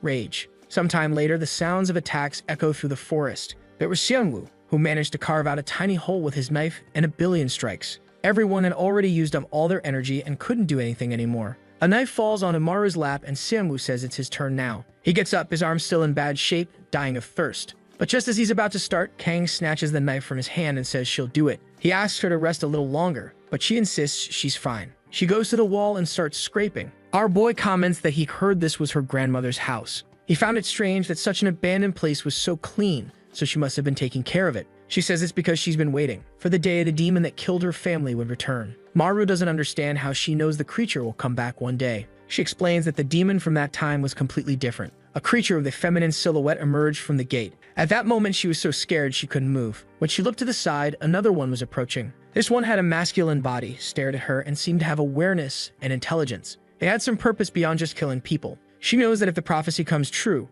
that creature will appear again. Now he understands why she's part of this island's team despite being a level 7 user. She asks if he's disappointed that her reason is something so cliche, but Maru says no. He's there because he couldn't escape, and because the salary is good. She keeps hitting the wall, saying that if that's the case, soon enough, he'll be in Seoul, since the salary here is even better. He asks how she knows, and she explains that she saw Jong talking to him that day. Just as she's about to explain why she's sure he'll do a great job, the whole place starts moving again. Everyone screams for them to head for the hallway and escape the area. During the escape, Maru is curious about what she was going to say. The next morning, the house has already shrunk by half. Everyone is exhausted, wondering if this will ever end. Yosuk says their only chance of getting out alive is the leader, but why isn't he here yet? Meanwhile, Kim Yibak is still peacefully sleeping. Our boy is getting fed up, saying that while everyone is struggling to escape, that guy isn't even awake. That's when everything starts shaking again, and our boy says they need to get Kim Yibak out of the hallway. But the guy is standing up, covered in fungi, looking like a ghost. Everyone asks what's going on with him, and he replies that he thinks now is the perfect time. Suddenly, the door opens and the creature dashes out, desperate and covered in fungus. Everyone shakes Kim Ye back, demanding to know what he did. He explains that he has the mold fungus demon, but it takes a long time to spread. Everyone starts clapping and praising him, saying he did an amazing job and that he's incredible, while he just looks embarrassed. But Xianwu and Kang remind them to stay focused because they haven't won yet. The demon stood in front of them crying until something appeared from its back. A whole bunch of creatures emerged, staring at them. Turns out the lonely one wasn't so lonely after all. That's what Maru thought as they all leaped to attack. A strange red thread was extending from its back. Kang ordered Yozak to hide everyone. He then activated his Zero Presence ability, which was almost like invisibility. Kang kept moving forward, slicing through the demons. The problem was that the hallway was too narrow, and her sword kept getting stuck in the walls. As soon as that happened, the creature started crawling along her blade. Just when she thought she was about to get attacked, our boy went straight for a bite to the neck. As he was being devoured, though, he stretched his hand upward and clenched it. The ceiling started to lower, and TikToker shouted that they were all going to die. But our boy now said no. He revealed the power of the mirror ability. With that, he threw his arms up and commanded the ceiling to stop. His friend praised him, but the demons were still attacking, until one of their heads exploded because Samangu had broken a pinky finger. They even told our boy to stay hidden behind the barrier since he was just a level 1. Maru was about to warn him to be careful, but it was too late. He got bitten on the shoulder, on the arm, on the stomach. A bunch of creatures climbing him. Then, out of nowhere, something white and massive came stabbing through the monsters. Jiwon's little spider was now gigantic. She had her eyes closed, seemingly controlling the beast. Meanwhile, Kang was slicing through the creatures and Xianwu was breaking them apart one by one. Inside the barrier, Xianwu and our boy were staring at each other. They started teasing each other, praising their friends, saying they really do work hard, huh? Making fools of themselves in front of everyone. Meanwhile, Jiwon wonders why creatures keep endlessly pouring out of that room. As soon as our boy hears that, he dashes off, saying he's going to handle it now. He asks them to clear a path and Kang and Xianwu oblige. He manages to get past the monsters and falls into the room. And hidden behind all the Smeagol's, the real one was crouched there. He realizes that this bastard was only fighting using clones. Every time something hit its head, a new one was born. So Maru raises his arms and says that if that's the case, he's bringing the ceiling down and the thing can stay right there. As soon as he did that, he tried to run for the exit, but his power was working too well, and the ceiling was coming down way too fast. He saw his friends reach out his arm for help and was barely pulled to safety in time. Now, outside, everyone was celebrating. People were praising his mirror ability, saying it was truly incredible.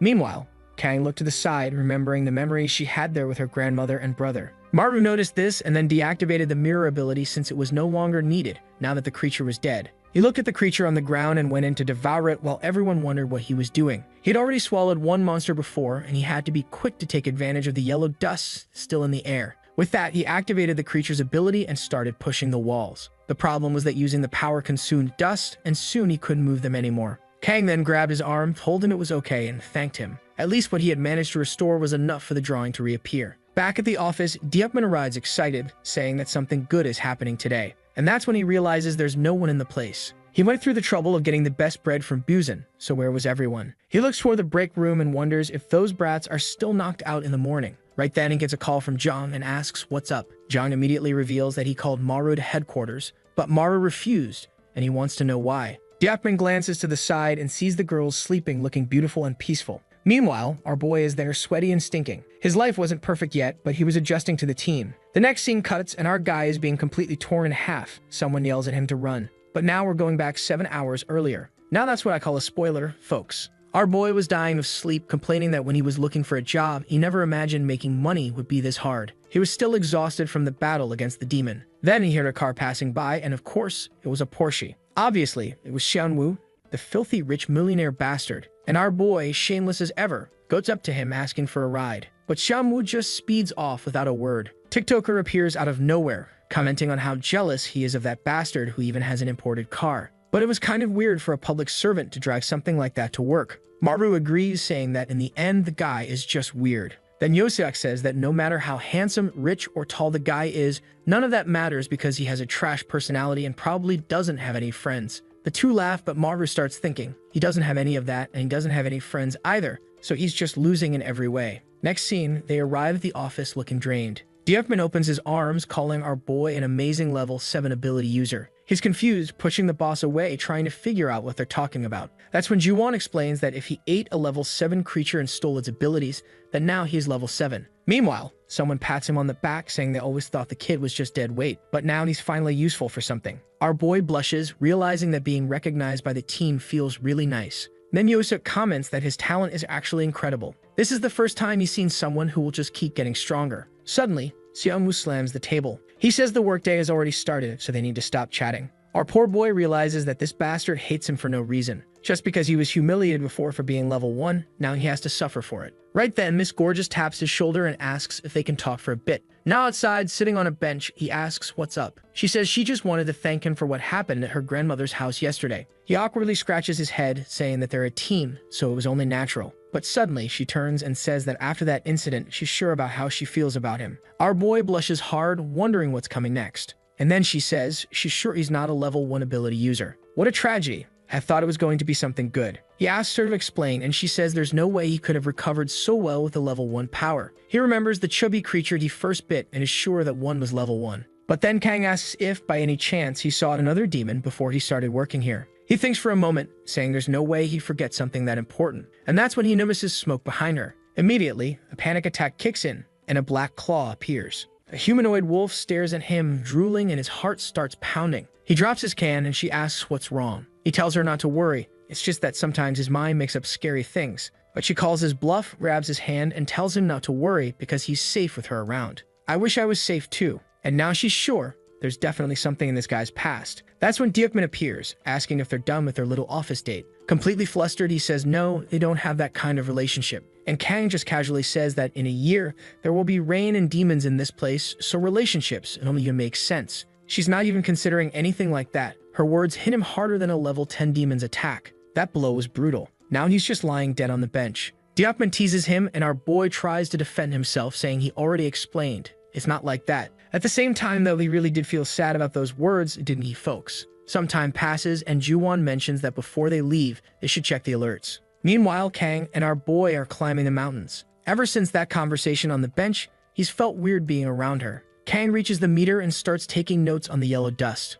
Maru, on the other hand, is now convinced he really doesn't have time for relationships, since everything is going to end in a year. Both of them are lost in thought, thinking that they need to find a way to kill these damn demons. When suddenly, the phone starts ringing. It's a distress call from Zone 3, and Yosuk is the one speaking. He says that Leader Deokmin has already been defeated and that the creature is heading their way. He warns them to be careful with their words, and then all of a sudden, the call seems to cut out. Kang says this is concerning. Deokmin is a level 10 ability user, and he was defeated. Maru, however, is shocked. That lazy guy is a level 10 user. The yellow dust starts appearing, and she warns him to be careful. The demon that was coming was completely different from any they had faced before. Its silhouette appears, the two of them brace themselves, and then a thin creature in a kimono emerges in front of them. The monster blinks a single eye that catches both of them off guard. It greets them, saying it's a pleasure to meet humans, and asks if they can have a little chat. It says it's interested in talking to the one who runs things here. Maru is stunned. Not only can this thing speak, but it communicates exactly like a person. Kang tells him to stay alert, but the monster asks them not to be hostile. It claims it doesn't want to fight.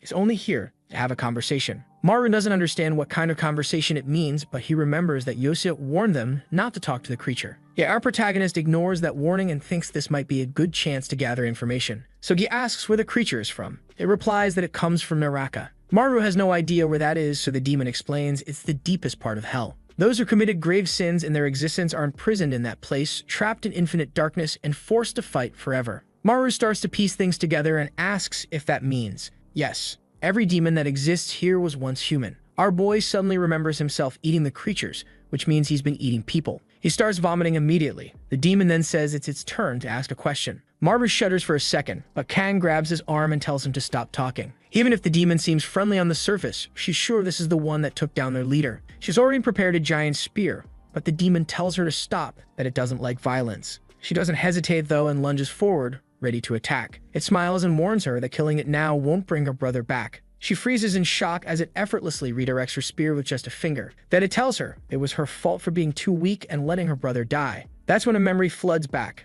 The moment her brother stepped in front to protect her. Damn, he even looked a lot like our boy. With his chest pierced, he told her to run and collapse into her arms. She had sobbed desperately. And now, back in the present, she has no idea how this creature knows that. The demon says that as his older sister, it was her responsibility to protect him. But still, the little boy ended up dying. Maru calls out to Kang and rushes to catch her in his arms. Wait, where did all this blood come from? He hadn't even noticed anything happening. Maru realizes that this thing can probably attack people psychologically. And now they're screwed because if anyone has a weak mental state, it's our protagonist. The demon then says they can continue their conversation and leave that pathetic human aside. But Maru tells him no and orders the monster to shut its filthy mouth. Then he launches himself at the demon, saying he won't let it talk about her like that. He punches it right in the head, smashing it into a rock. The demon is still fixing its teeth when Maru is already coming in for a second blow. Then the monster suddenly laughs and says, "So that's how he's acting, huh? But didn't he just get rejected by her?" Out of nowhere, Maru freezes, stopping in his tracks like something had struck his heart. He stutters.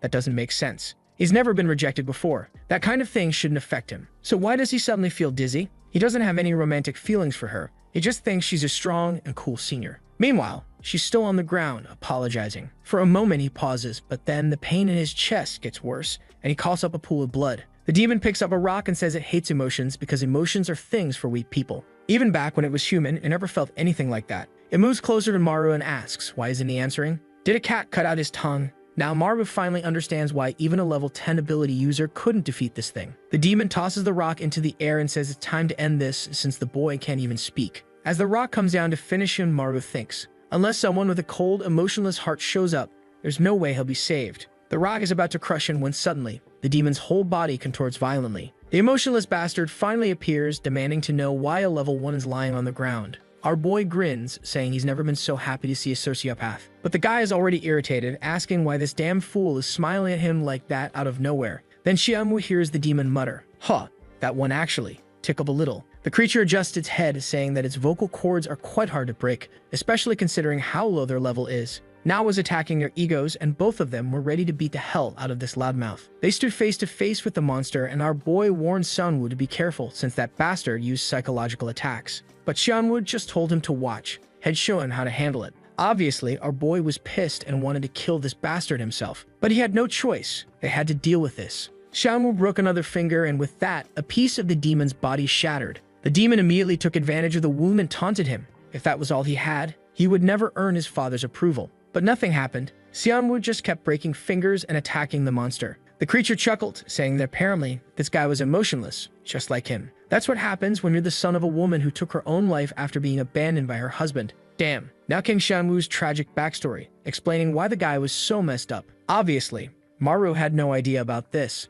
He had thought the guy was just some spoiled rich kid. Even someone as cold as him wouldn't be able to handle a psychological attack like that. But then Maru froze. Xianwu was laughing. The bastard asked what that had to do with anything. It wasn't his fault. It was his mother's for being too weak. Then he struck the demon's neck and said that in this world, only the strong survive. The monster grinned and said that if that was the case, then Xianwu wouldn't last long, because he was much weaker than Han Maru. Now that psychological attack actually worked. But our boy jumped in the way and blocked the strike, saying he had figured out the pattern. The monster disorients people with psychological attacks and then launches a blade from its mouth. Right then, Kang swooped in and sliced off the creature's tongue, making it writhe in pain. She asked if Maru was okay, and our boy was in love, thinking, as expected, she's amazing. I'm right there with him, falling for her just like this fool. But he shook it off, telling himself to focus on the fight. He grabbed Xianwu and shook him, trying to snap him out of his daze. But damn, that hit about him being weaker than Han Maru really got to him. On the other hand, our boy was proud that someone like Xianwu was jealous of him. But then he stepped on the guy and told him to get over it. It wasn't that bad being worse than him. He might be super cool, but for now, Xianwu was still cooler than him. Suddenly, Xianwu snapped back and scoffed, saying, obviously,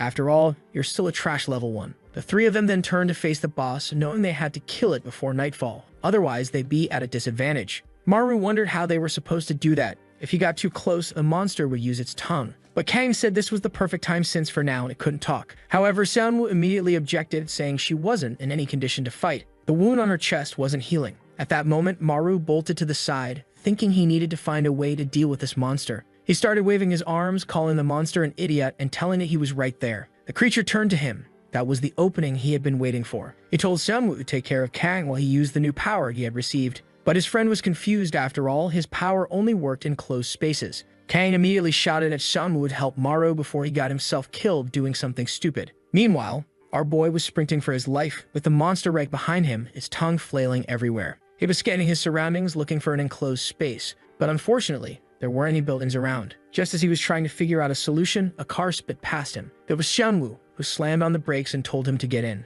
Without hesitation, Maru leaped toward the car, furious that this bastard was risking such an expensive ride. Typical rich kid behavior. Our boy was jealous of this damn billionaire. He landed through the sunroof, already opening the door as the monster closed in from behind. The creature aimed a deadly attack at the car while Maru screamed that Xianwu could get inside. But this was actually a trap. The monster lunged in and Xianwu locked it inside. He told Maru the plan was working. Maru was about to jump out again, thinking everything was set. But then, the scene from the start played out, and our boy was sliced into 36 pieces. The monster grinned as it crawled out of the car, satisfied that it had killed him. But then, a hand grabbed its neck. The creature looked back and understood Maru. That's when we see what really happened. The moment he got in the car, Maru had activated his clone ability. Now, multiple Muras were attacking the monster, grabbing it from all sides and pulling it back inside while devouring it. The monster shrieked in agony, desperately searching for the real one, who was hidden in the back. Xianwu was banging on the window, demanding to know why the bastard wasn't getting out. Then Kang arrived, asking where Maru was.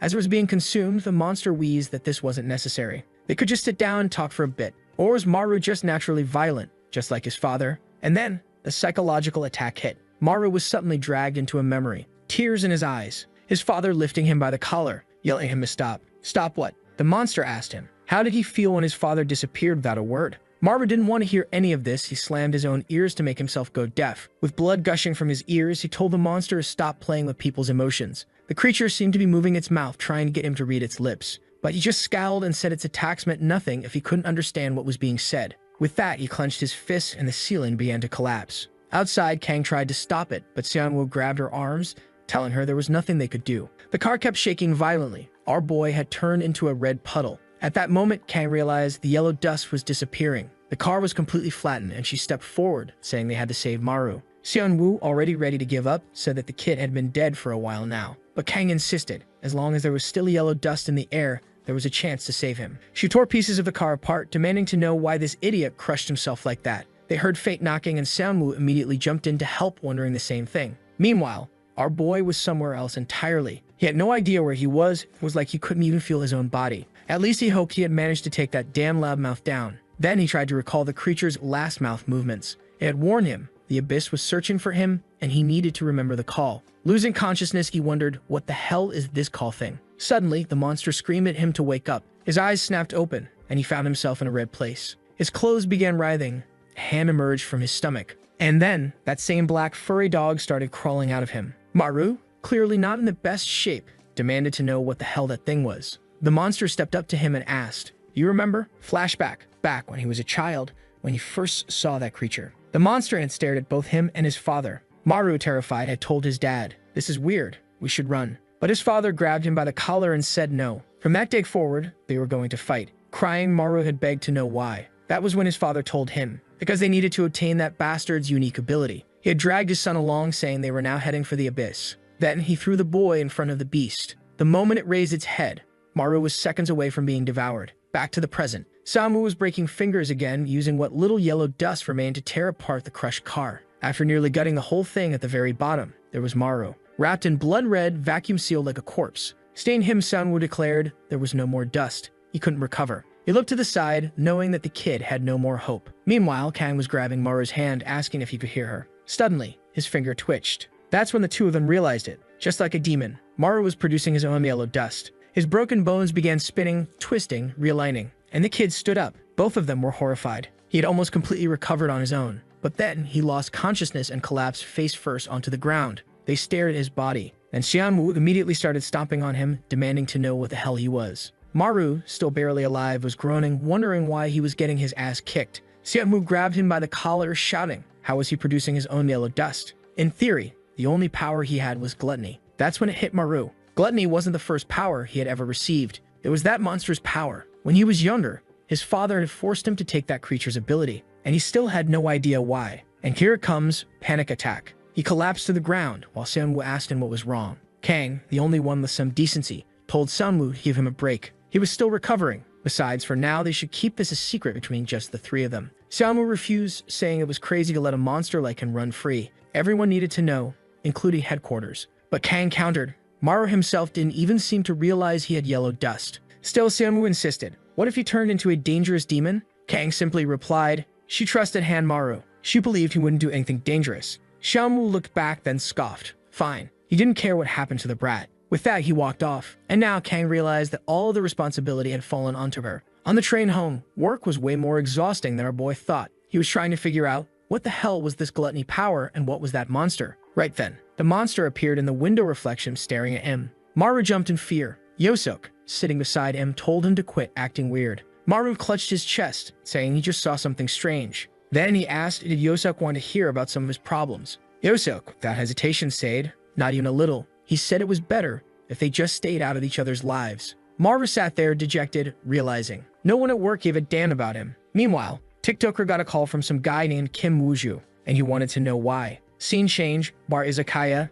Kim Wooju was telling someone to leave the Gaia Mountain group and request a transfer. A chubby guy hesitated but eventually said okay. But then he asked, who was that person sitting next to him? It was our boy, Hanmaru. Even Yosuk wanted to know, since when the hell was he invited? But the poor guy said that his life was really tough too, and he didn't want to be alone. He then turned to Kim Wooju and mentioned that it was the first time he had met someone from another team, asking why he wanted to leave that place. Wooju explained that it was because of all the arguments and problems there. Yosuk said that it seemed more like a one-sided case of bullying. Our boy then wanted to know if this was that legendary office bullying he had heard so much about. TikToker agreed, saying that Wooju was just too nice of a person. He should have just caused a mess and then left, exactly like he did. Maru admitted that he didn't know about this since he came from another group. That's when Wooju revealed that Yosuk was the one who got beaten up and bullied the most. Now our boy was feeling uneasy, wondering what kind of people were in that group. Yosuk explained that the personalities of those guys were closer to humans. Even within the public servants responsible for demon extermination, there were people more dangerous than the actual targets.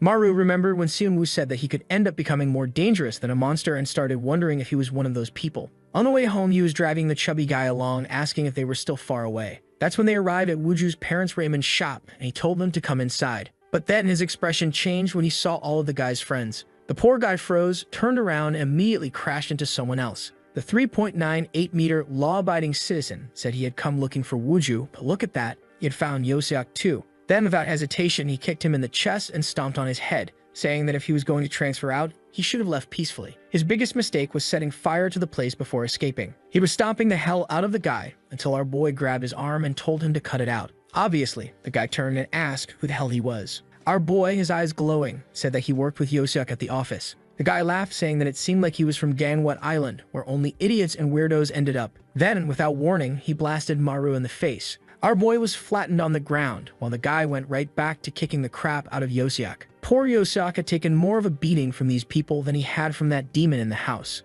Maru got up, hoping no one would notice his nose was bleeding, but there was yellow dust in his mouth. The whole place was turning yellow, and our boy was not happy. Meanwhile, the other guy kept punching Yosuk in the face, blaming him for forcing him into months of rehabilitation. Damn, poor TikToker was choking, crying, getting wrecked, poor thing. And his oh-so-great friends in the back just stood there, saying they never imagined he would transfer to Ganwet Island. That's when the beast rose from behind them. The door swung open, the guy turned around, and a massive foot slammed right into his face. The bastard smashed his head against the wall, collapsed like a rag doll, and everyone was wondering, who the hell was that? It was Shanwoo, and he simply said that he too was a member of Ganwet Island. Then he walked over to Maru and told him if he kept messing around like this, he was going to get himself killed. Maru immediately hid the sand and asked why he was even there. Shanwoo replied that he had followed him just in case he caused trouble. On the train, he had also noticed that our beloved Kang Chana had been secretly following Maru, and now she had just arrived at the shop demanding to know what the hell was going on here. She walked over to poor, destroyed TikToker and asked if he was okay. She told him that they were lucky. She was taking him out of here. But then the military huntress spoke up, saying that her friend was half dead too, so she wasn't leaving easily. The trembling nerd muttered that Seonwoo had also caused him trouble, so he was here to settle the score. Kang sighed, saying that apparently they wanted to get disciplined again. Just as the woman was about to say that this time things wouldn't go their way, the musclehead stood back up. He looked at Seonwoo and declared, "Today, you're gonna die." He charged in for a punch, but Seonwoo grinned and said, "I'm looking forward to it." The brawl was about to begin and Amaru was standing to the side, completely lost on what to do. He was about to jump in, but Kang told him to stay out of it. If he transformed, things could get dangerous. He needed to be careful. It seemed like she had taken his shirt as she passed by and shifted it slightly. Poor Seonwoo, now it was his turn to get his ass kicked. The guy came in with a chair, yelling that today was the day Seonwoo died. But a cannon strike came out of nowhere, nailing the bastard right in the ribs. Armed with a broom, Kang had immobilized the first guy and smashed the second one in the shin. The trembling nerd was rolling on the floor in pain while she warned them. They better stop this or things would end badly for them. That's when an older man appeared, asking why they were fighting civilians while he was just in the bathroom. Kang asked who he was, and the guy introduced himself. He was the leader of Guying Mountain. Kang seemed relieved and was about to explain what had happened. But if I had to bet $1 billion, that guy was way worse than the three on the floor. And yep, that's exactly what happened. He punched her straight in the face. Dude, you don't do that. You want to die. I'm about to enter this story and kill you myself, you little piece of trash. This bastard. I'm writing his name in my death note. Then he even had the audacity to warn her. She wasn't a civilian, so she shouldn't be hitting his kids. Then he looked at Xianwu completely beat up and smirked. It's been a while since we last saw each other. Marva looked to the side, saw Kang beaten to the ground, and immediately began absorbing the yellow dust. There was no way in hell he was going to let these guys beat up his crush like that. Xianwu told him to stop because it was crazy, but too late. Marva was already charging toward their leader. The man didn't seem too phased, wondering what the kid thought he was going to do. Then he took a direct hit to the face, spun across the room, and had his head blown apart. Our boy stood there, inhaling and exhaling yellow dust. Everyone was in shock. Xianwu already knew. This just made everything way worse. Meanwhile, Maru was trying to help Kang up. She weakly told him that she told him not to use that dust, but he simply apologized. He got angry seeing her get beaten up and wanted revenge. While slumped against the wall, the lunatic leader started laughing. The worst part, he was also absorbing the yellow dust. He muttered that it was impressive. A human who wasn't a demon, it could release this dust. He stepped right up to Maru and said he was curious to know what he really was. Then he asked if Maru wanted to join his team. Maru immediately recalled that this guy's group was filled with people worse than demons, and he flat out told the bastard he would never join a team full of trash. The leader didn't seem too bothered and just sighed, saying that was a shame. Too bad, because now he wasn't going to let Maru walk away so easily. Now that there was plenty of yellow dust around, maybe they should settle this with a fight. Gye Mountain versus Gangwon Mountain. After all, fighting only demons got boring sometimes. But Maru could already see his entire group was starting to transform like a bunch of psychopaths. The leader sat down, chewing on some seaweed. At least, that's what it looked like. Then he said it was time to start the competition. Kang was completely against this, but he ignored her and explained the rules. It would be a 3 versus 3 fight. Whoever won got to keep Yosiak. If they won, they would forget everything he did back at the office. And they would also forget about the boy with the demon's power. After all, Maru should already know. If headquarters found out about this, there was no way they'd let him run free. So it was in his best interest to fight, to keep things quiet. Kang could already tell this bastard wasn't even listening to her. Xianwu asked why they didn't just take the leader out immediately. Kang explained that it would be chaos as people would try to defend him, and it would turn into an all-out brawl. Then their leader smirked and told them to think of this as a friendly competition. Whoever surrendered first would lose. But no killing, because killing was for bad people. Xianwu and Maru exchanged looks. This guy had no idea what he was even saying. Xianwu took off his cap, slipped on his gloves, and said he'd been looking forward to fighting a human with abilities. Maru told him he was crazy, but Kang actually agreed. They should just fight. For now, they just needed to buy as much time as possible. Both of them asked why, but she simply said they'd understand later. Then, she asked who was going first. Xianwu stepped forward, saying he was tired of just watching. The leader asked who would fight from their side. And at that moment, Trembling Mirror took off his glasses. He stared at Xianwu and saw the monster trapped in his eye. Then, he explained, Xianwu's ability allowed him to break his own body to attack his opponent. The 5-meter giant stepped forward, saying he would handle it. He prepped his attack, fired a bunch of weird tree-like branches at Xianwu, and shouted that he wanted to rip him apart. Xianwu barely reacted. He simply broke a finger, shattered the guy's attack, and asked, "That's it." Then he grinned like a psychopath and added, "Of course not." The parts of his body he had already broken were still under his control. In the blink of an eye, his opponent transformed the battlefield into a coffin. Now Xianwu was completely immobilized. And if he couldn't break his body, how was he supposed to fight back? The opponent raised a fist and aimed straight for his eye, saying, "Now you die." But Xianwu grinned and replied, "There's still a lot left to break." Then he bit down on his own teeth, snapped one in half, and shattered the guy's entire attack. In the same instant, he grabbed his opponent by the neck and whispered, "Now you're going to learn what it's like to have your 5th vertebra snapped." Damn, the guy's legs buckled immediately. Xianwu told him to stay on his feet and not pass out so quickly. The next move was going to be a neck fracture. The guy was foaming at the mouth. Right then, Kang grabbed Sinwu's hand and warned him, "At this rate, you're going to kill him." And just like that, round 1 was over. They had won. The 3-meter giant had done nothing but get his ass kicked. Now he was vomiting on the ground like an idiot. The leader asked if they could move on to the next match. Kang told Sanwu that he overdid it. He barely stalled for time. She stepped forward and told them to send in the next fighter. The other side examined her and noted that she had the ability to turn her blood into blades. Xianwu and Maru exchanged a look. A fight between hot girls never has a loser. Then the opponent ripped out 2 chunks of her own ribs and prepped for battle. Kang warned that they shouldn't use knives. It was too dangerous. But the heir to Kimaro's bloodline summoned an army of bones, climbed on top of a skeletal spider, and declared that she didn't care. Then she launched herself at Kang. She barely had time to react. She only managed to form a small sword for her first defense. Then, the skeletal spider rammed her straight in the ribs. Damn. 10 seconds into the fight, Kang already admitted,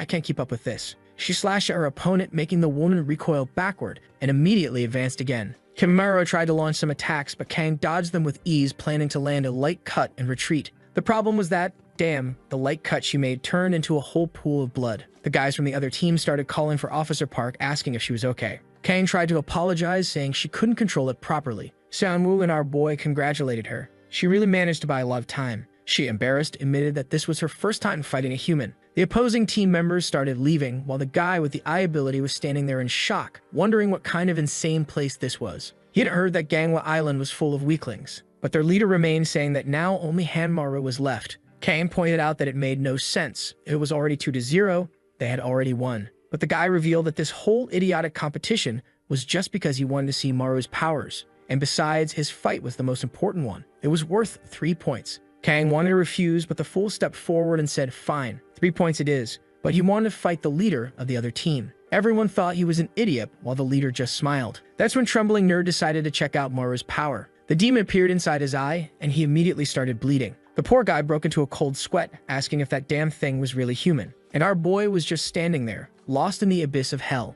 The leader walked up to Maru and said that challenging the judge was cheating. He would rather send in his team's best fighter. Then he called up poor Wooju. He asked about Wooju's parents, and the leader assured him they were safe at home. Then he shoved the chubby guy forward and ordered them to fight. Yosuk shouted for the leader to stop this, but the guy told him to shut up, they would deal with him later. Then the leader told Wooju that if he fought well, he would let him transfer out. Now standing face to face, Maru was completely confused. He could see the head of that psychological demon looming behind Wooju. It was showing him everything he should say to break the poor guy's mind. From mild phrases like, "You deserve to die," to brutal ones like, "You can't even look that girl in the eye." And he could also see memories. Wooju crying, dumping coffee on Yosuk's head. His mouth suddenly started opening, and he felt the blade forming inside. He tried to stop it, but it just kept coming out. Even covering his mouth, he found himself asking, "Aren't you happy, Wooju? At least Yosuk got bullied instead of you." He probably watched him suffer every day and thought he was lucky. Damn, his power was completely out of control. The tongue still slashed across Wooju's heart. Our boy rushed over, trying to help the poor guy. But Wooju just whispered, "I'm sorry," before Maru could even understand why. Wooju's body exploded in a venomous burst. Maru's entire body started melting, his flesh was burning away. Kang called out to him, but the leader warned her not to interfere. The round wasn't over yet. He walked up to Maru, wanting to see how long he would last. He crouched down and mocked him. Soon, his organs would start to melt. He told him he might as well surrender. But even with half his face burned away, Maru muttered, "I haven't given up yet." The leader smirked and said he wanted to see another one of his powers then. All he had to do was attack the chubby guy on the ground and he would win. That was the rule. But then Maru said he didn't care about the rules anymore. He lunged to punch the leader, saying that if he killed him, then they won. He was face to face with him when the leader simply said, "Unfortunately, that's not going to happen." He grabbed Maru by the collar and ordered him to follow the rules. He repeated it 8 times, and in the same instant, the entire room was slammed into the ground. Seonwoo gasped, wondering what power was creating this crushing force. Even he was struggling to breathe. Seonwoo, panting, muttered for them to breathe carefully. Because this was the leader's ability, a level 9 user, with the power of gravity. Looking down on all of them, he smiled and said, "This is such a beautiful sight." Now that they were all pinned to the floor, things were finally getting fun. He glanced at our boy, noticing he had already recovered. Then he said, something was wrong with this kid's body. He decided to test him and increase the gravity only on Maru. With that, our boy's ribs started snapping apart. But honestly, after that car scene, this was nothing. However, the leader noticed something. The more pain Maru suffered, the denser the yellow dust became. It seemed that the demon he had gained his powers from was very special. That triggered a memory. That monster had been haunting him. Even though it was a demon, its eyes were different from the others. Our boy was struggling to push himself up, barely managing push-ups under the pressure. He was basically in a Goku training montage. Then he decided to use the power of language to mess with this guy. But there were no words written on his back. It seemed like there was no way to mentally break this psycho. At that moment, the leader pulled out a knife. He said he hated being curious, which is why he wanted to dissect Maru. Maybe remove his lungs, or maybe his throat. But that mech shattered, because Seonwoo broke a finger and ordered Maru to go for him. Right then, Kang slashed the leader's arm, leaped into the air and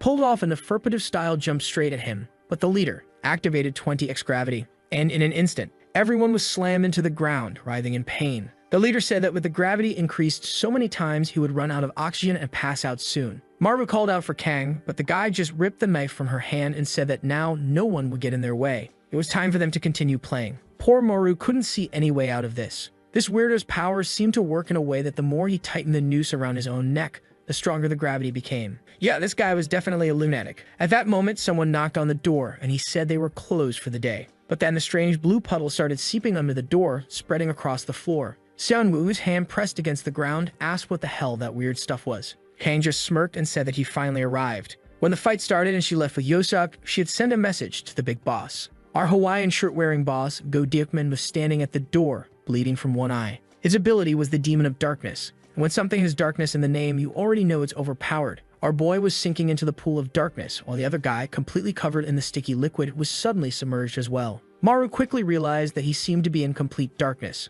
but something was off. He stood up, noticing that he couldn't hear or smell anything. There was no sound. It was as if he himself didn't exist. The gravity guy was trying to understand what happened, until Diepman appeared right behind him and grabbed his throat. Apparently, his gravity was useless here. In an instant, he passed out on the floor. Then Diepman turned to our boy, who was still struggling and calling for help. He grabbed Maru's throat as well and knocked him out cold. Then he casually reached into his pocket, pulled out his two missing eyes, and popped them back into his face. The darkness started fading, and everyone was back in reality. Diepman simply commented that the yellow dust had finally stopped. Kang sighed and said he finally arrived, but Diekman ignored her and got straight to the point. He demanded to know why she and Seonwoo didn't report Maru's powers. Apparently, they were tired of working as public servants. Kang apologized and asked if he could at least talk to the other team's leader. But Diepman immediately shut that idea down, saying that now that things had escalated this far, it wasn't going to be resolved so easily. Scene change, a massive building, and everyone was staring at our boy, who was chained to a chair. He was wondering what was going to happen to him now. Inside a room with 88 chairs but only 4 people sitting, Young spoke up, saying that from now on, they would be in charge of Hanmaru. Damn. But Diepman immediately responded that he didn't accept that. Maru had no idea this guy had so much authority. Young slammed the table, saying that Maru was producing yellow dust. Someone like that was extremely dangerous.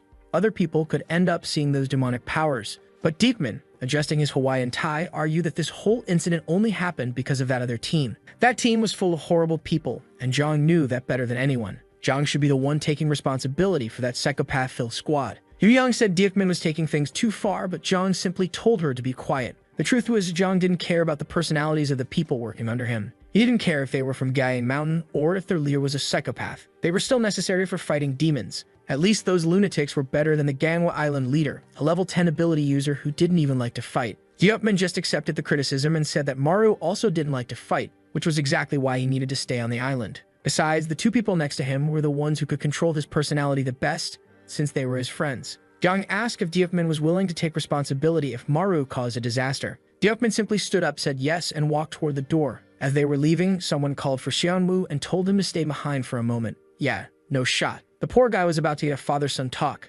Outside, Maru asked how things went. And like me, he also complained about Diepman's ridiculous tie. Diepman just informed them that they would be receiving disciplinary actions and that their salaries would be cut. And just like that, Maru's fun was over. He cried his heart out, but Diepman told him he was lucky that those guys from the other island had caused all of this. If he screwed up like this again, there would be no saving him. That director Jung was way more terrifying than he had imagined. Back to Seonwoo, Jung asked his son if he would be able to kill Hanmaru if he ever lost control. Seonwoo took a second, turned his head in an awkward way and said no. Then he stood up and said, if that was what Jung had to say after 20 years, he was leaving. But Jung told him to sit down. This wasn't a father-son conversation. It was an order from the director. Maru was no longer someone who could be considered a normal ability user. A human who could produce yellow dust was no different from a demon. They needed to be cautious because maybe he was the enemy. Scene change, a different house. This was going to be the new dorm for Gangwa's team. The place was a mess, clothes everywhere, empty soda bottles rolling around. Maru walked in just as the leader said that from now on, he was going to live there with him. Maru was already terrified about where the guy's hand was resting. He asked if he really had to stay there. Diekman told him, yes. It was the only way for him to keep an eye on him and make sure he didn't cause problems. Then he placed a hand on Maru's shoulder, and that gave our boy instant trauma. Diekman smiled and said that from now on, they would be spending 24 hours very close to each other. Back at base, Hyewon was staring at him, watching him burn. He stood there, all twisted up, and asked if she had anything to say. She warned him that he would die if he started releasing yellow dust there in the office. Yosuk said they should stop messing with the kid because this was exactly the kind of situation that made the dust start rising. Maru was just standing there, pissed off, unsure who he hated more. As soon as he let out his sigh, Kim Yibak asked if he had just started releasing dust. Dyokman immediately grabbed his face, saying he wanted to take a look. Yeah, this scene looked peculiar. Normally, I'd only see this kind of framing in healthier types of stories. Walking through the hallways, Maru was fuming. He was now being treated like a monster. Along the way, he ran right into Sunwoo, who was still thinking about what Jong he had said.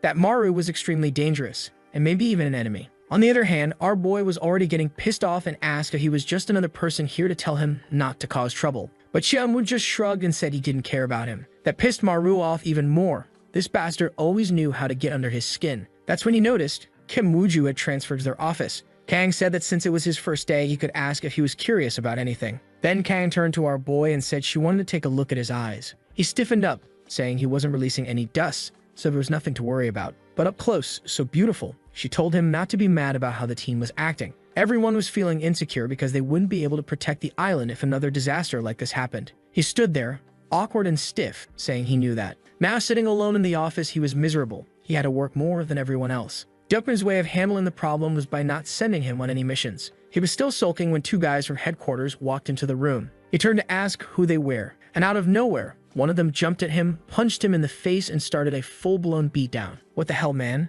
The guy grabbed him by the collar, yelling for him to release the yellow dust. Maru was about to fight back, ready to do it, but then he remembered what she said. He couldn't cause problems anymore, so he didn't do anything. The wig guy ordered him to release the dust or he'd crush his skull. But then Baldy slammed a fist into Wig's head, sending him flying. Then he helped Maru up and told him to forgive the guy. He was a little ignorant. They were the double standards due from headquarters. Maru immediately asked if they were there to test him again. I'm gonna keep calling them Baldy and Wig because it's way better. Baldy said that Wig was his biggest fan. He even called Maru King Maru. Maru, embarrassed, asked what the hell that even meant. But Wig was already massaging his shoulders, saying that if he could generate yellow dust, he was more incredible than even the director. Then, a giant thumbs up right in his face. Absolute certainty that he would become the greatest ability user ever. Our boy was awkwardly flustered after hearing that. Some time passed, and soon everyone was heading home. Maru glanced to the side and saw Wooju standing there. He asked if something was wrong, and suddenly, the scene shifted to one of those meters that measure yellow dust levels. Strangely enough, it wasn't working. Wooju apologized, saying he must have done something wrong but didn't tell anyone because he didn't want to get blamed.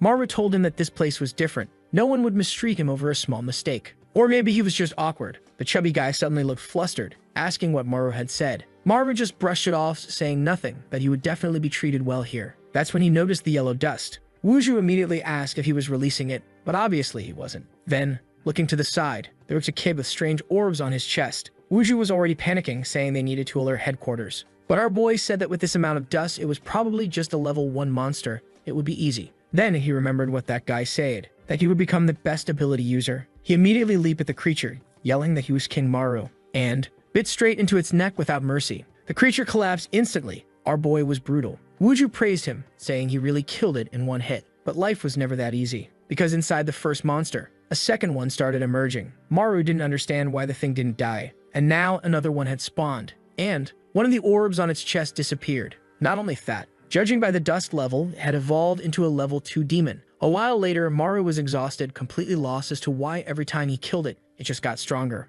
Wooju commented that the yellow dust levels had already reached a level 5 monster. He immediately ran off, saying they needed to call the rest of the team. But Maru told him, "Look behind you." The monster had already launched itself at him and was about to tear into his neck. At least, Wooju detonated his venom ability, melting the creature to nothing. But the same thing happened again. The body hardened, and from inside it, another one emerged, even stronger. This was a Hakusho evolution, and the worst part, it still had 4 stones left on its chest. It had already reached level 6, and Wooju had no idea how the two of them were supposed to handle this. That's when our genius boy finally realized. There were still 4 stones left. If the math was right, 6 plus 4 equals 10, which meant they were screwed. He and Wooju needed to run the hell out of there immediately. Maru said he would distract the monster while Wooju called for backup, but Wooju yelled that there was no way he could take on a level 6 monster alone. But Maru was fired up, declaring that he was King Maru and stronger than he thought. With that, he leaped at the creature, imagining that since he ate it, he should have a similar ability now. He threw a punch, but the creature dodged much faster than he expected.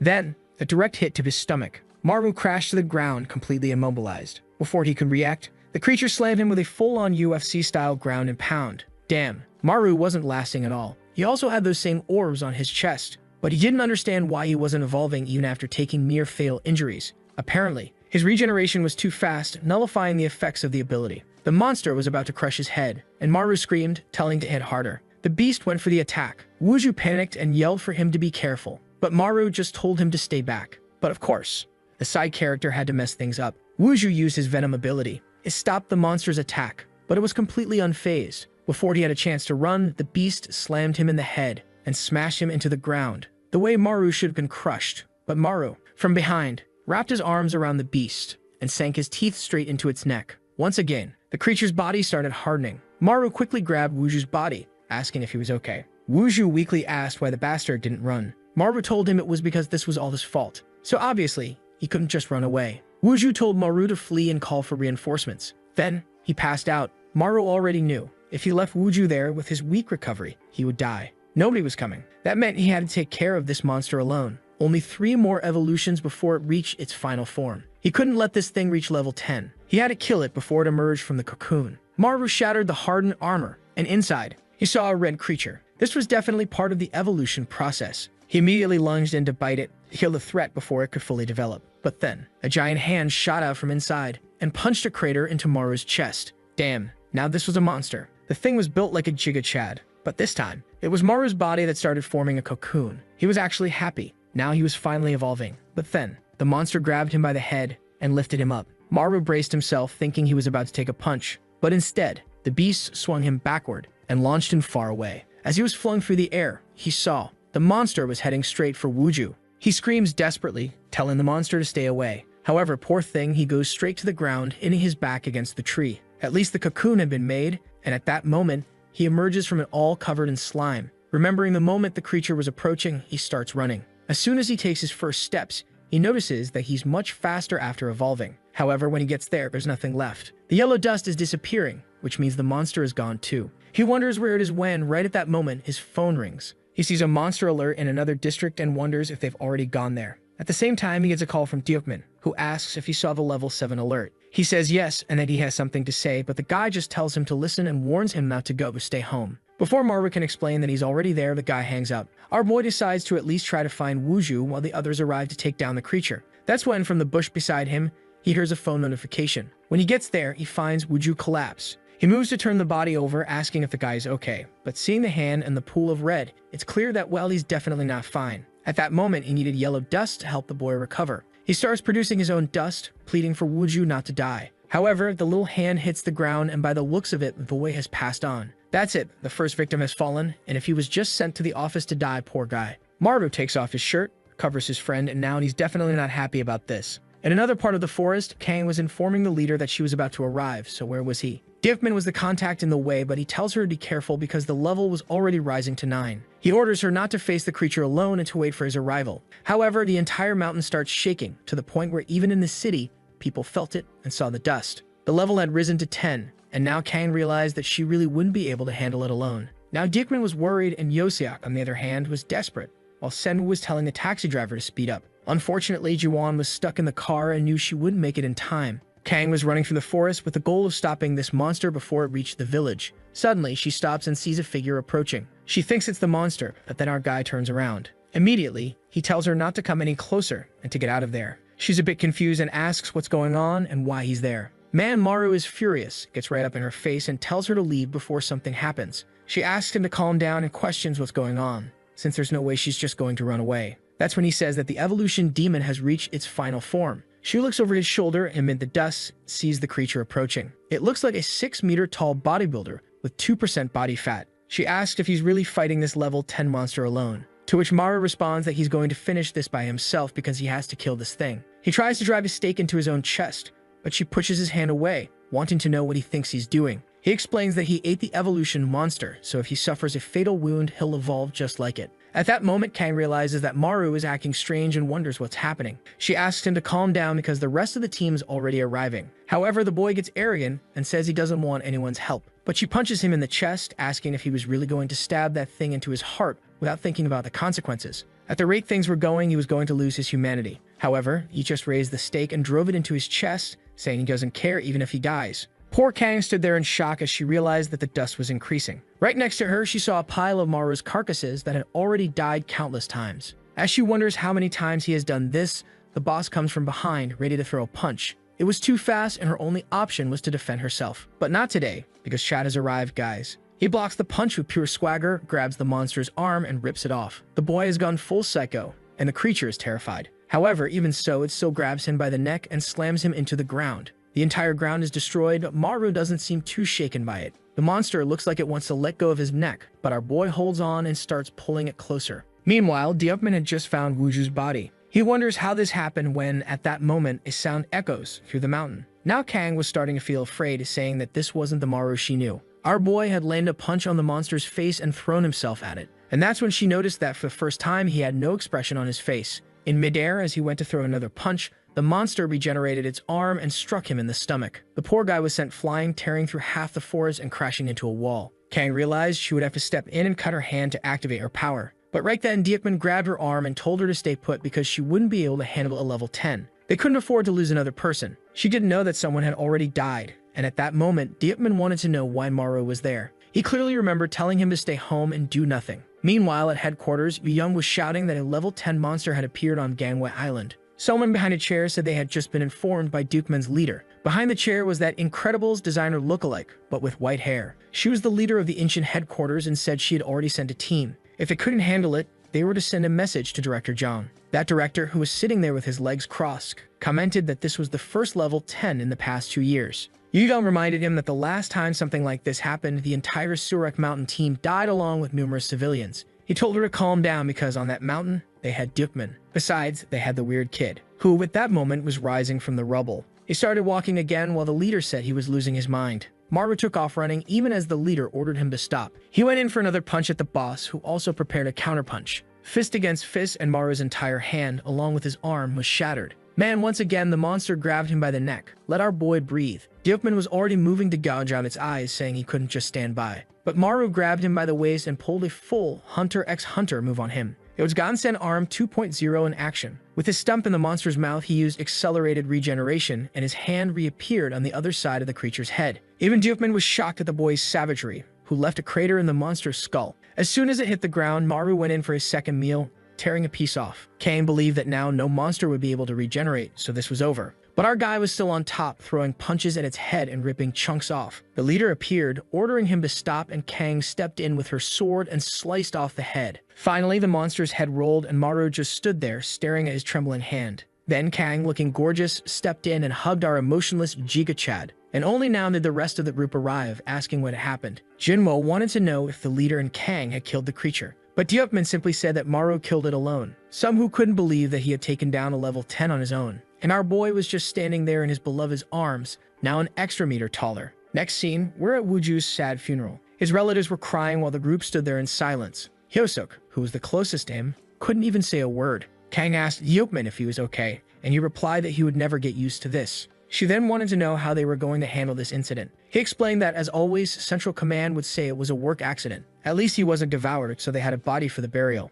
One thing, though, was that Gangwei Island was no longer considered a safe place. Kang wanted to know if Maru had sent a message, but he said no. After handing in his resignation letter, he disappeared. She said to give him some time before reaching out to headquarters, as she would find him and talk. But the leader refused, saying he had seen someone else go through this before. When he was stationed in Seoul's Central Command, his entire team was killed back then by a level 10 creature. He was the only survivor. And that was when he learned that when you experience the death of a comrade, you're never the same person again. Maru was back in the same room where it all started, lying on the bed, exhaling yellow dust. From the floor, a crater opened and a bloodied hand began to emerge. When he looked to the side, it was Zhang appearing. At first, he thought it was one of his crazy illusions. The guy said he came to have a talk with the boy and asked if he was surprised. Our boy, obviously startled, wanted to know how the crazy guy got there. To which Zhang explained that he had just killed a demon and had to come have a chat with the kid, because it seemed like he was avoiding everyone since Wuju's death. Maru was afraid of being held responsible, but Zhang just said that Kai died because he was weak. The coldness shocked our boy, but the director only said that he was worried about the kid's mental state.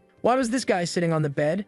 Get off, Zhang, that bed is for Kang and the protagonist. But then he told Maru that he couldn't end up like his father. Maru had no idea the guy knew about his father. That's when Zhang revealed that he and Maru's father were the first squad leaders. When the first demons started appearing, they were also the first ones to be sent. And then we go back to 1999. Zhang was already 30 years old and was shooting at a creature that was calmly shielding itself from the bullets. The monster kept walking forward until Han Suwon, Maru's father, told them to keep firing. Zhang was just standing there like an idiot until his father grabbed him by the collar and ordered him to go back and lead the 6th squad. Meanwhile, another comrade was sliced in half. Han Suwon pulled out a grenade and told everyone to throw what they had. The creature was surrounded by bombs, they ducked, and half the forest was wiped out. Sometime later, smoke was rising, and they decided to check on the creature's condition. But when Han Suwon got there amid the smoke, he saw the monster still standing, with half of his body missing. The creature opened its mouth, started absorbing the dust, and began regenerating. Immediately, they ordered everyone to start shooting again before it could fully recover. However, it defended itself from the bullets, advanced, and cut everyone down. Han Suwon couldn't believe that something like this even existed.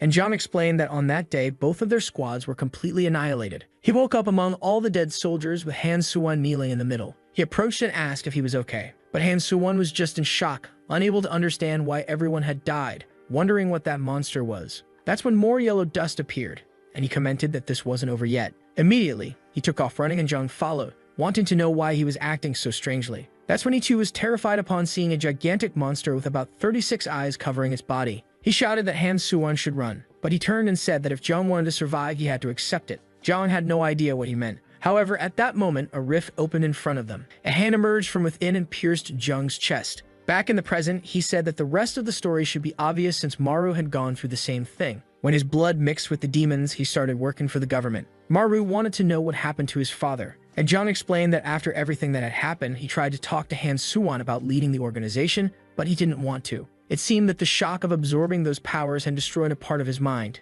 At that time, he only spoke about one single goal, reaching a place called the Abyss. The protagonist recalled a memory of being dragged while his father said that this was how they would reach the Abyss. And John explained that his father became a demon because he believed it was the only way to defeat them. Our boy didn't seem to believe it, but Zhang said it was obvious since demon blood runs through the veins of everyone who uses abilities. In other words, those who possess powers could, at any moment, fall into the abyss and become demons themselves. Sometime after that conversation, he looked at a photo of his father and wondered if he had really turned into a demon. And he remembered that John had said that if he gave up fighting the creatures, he would be no different from his father. Our boy was deep in thought, and the next day at the office, Yipman was there watching. Apparently, the kid hadn't shown up for work again. It was time to start an investigation to find him. Kang grabbed her coat and said she was heading to his place to talk to him. But that's when the boy appeared, apologizing for being late. Everyone in the office went silent while Maru thought to himself that he would stay there to investigate and uncover the truth. He refused to believe Zhang's words that his father had become a demon. At that moment, Zhang entered a room where someone was chained up, saying that the preparations were almost complete.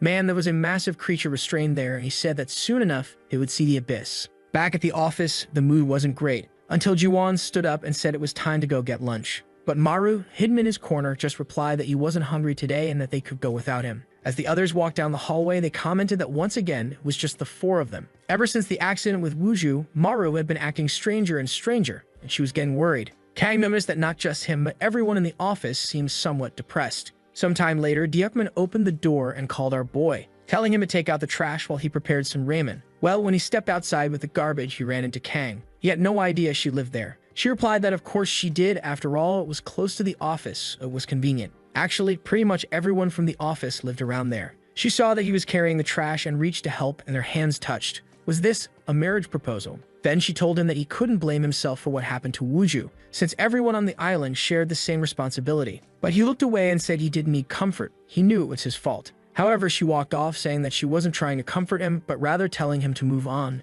because that's how people survive in this place. Everyone on this team had already lost someone important in their life. He was confused about what she meant by that, but continued up the stairs. And there it was, another alarm. My God, these people have no peace. The leader sent Yosa, Jiwon, and Maru because he had a stomachache. It was just a level 6 monster, and our boy was already putting on his jacket. But then Seungwoo stood up and said that if Maru didn't want to go, he would go in his place, because apparently Maru was about to mess up again. Man, and our boy wasn't in a great mental state. He just slumped into his chair, shaken. Meanwhile, Seungwoo was getting more and more irritated with this depressed kid. Out in the mountains, Yuan told him to watch his words since Maru was struggling, but he said he wasn't going to waste time worrying about someone so broken. They just needed to find the monster and kill it quickly. Man, before he could even finish his sentence, a needle pierced his forehead, and he dropped to the ground. When he got up, confused about what had happened, he looked to the side. There was a massive red monster, and Seungwoo was down. He breaks his finger and crushes the monster's neck, which seems to die. His two friends stand up, asking if he really killed it, and he replies that it looks like he did. That's when Yosuk looks to the side, wondering what that thing is.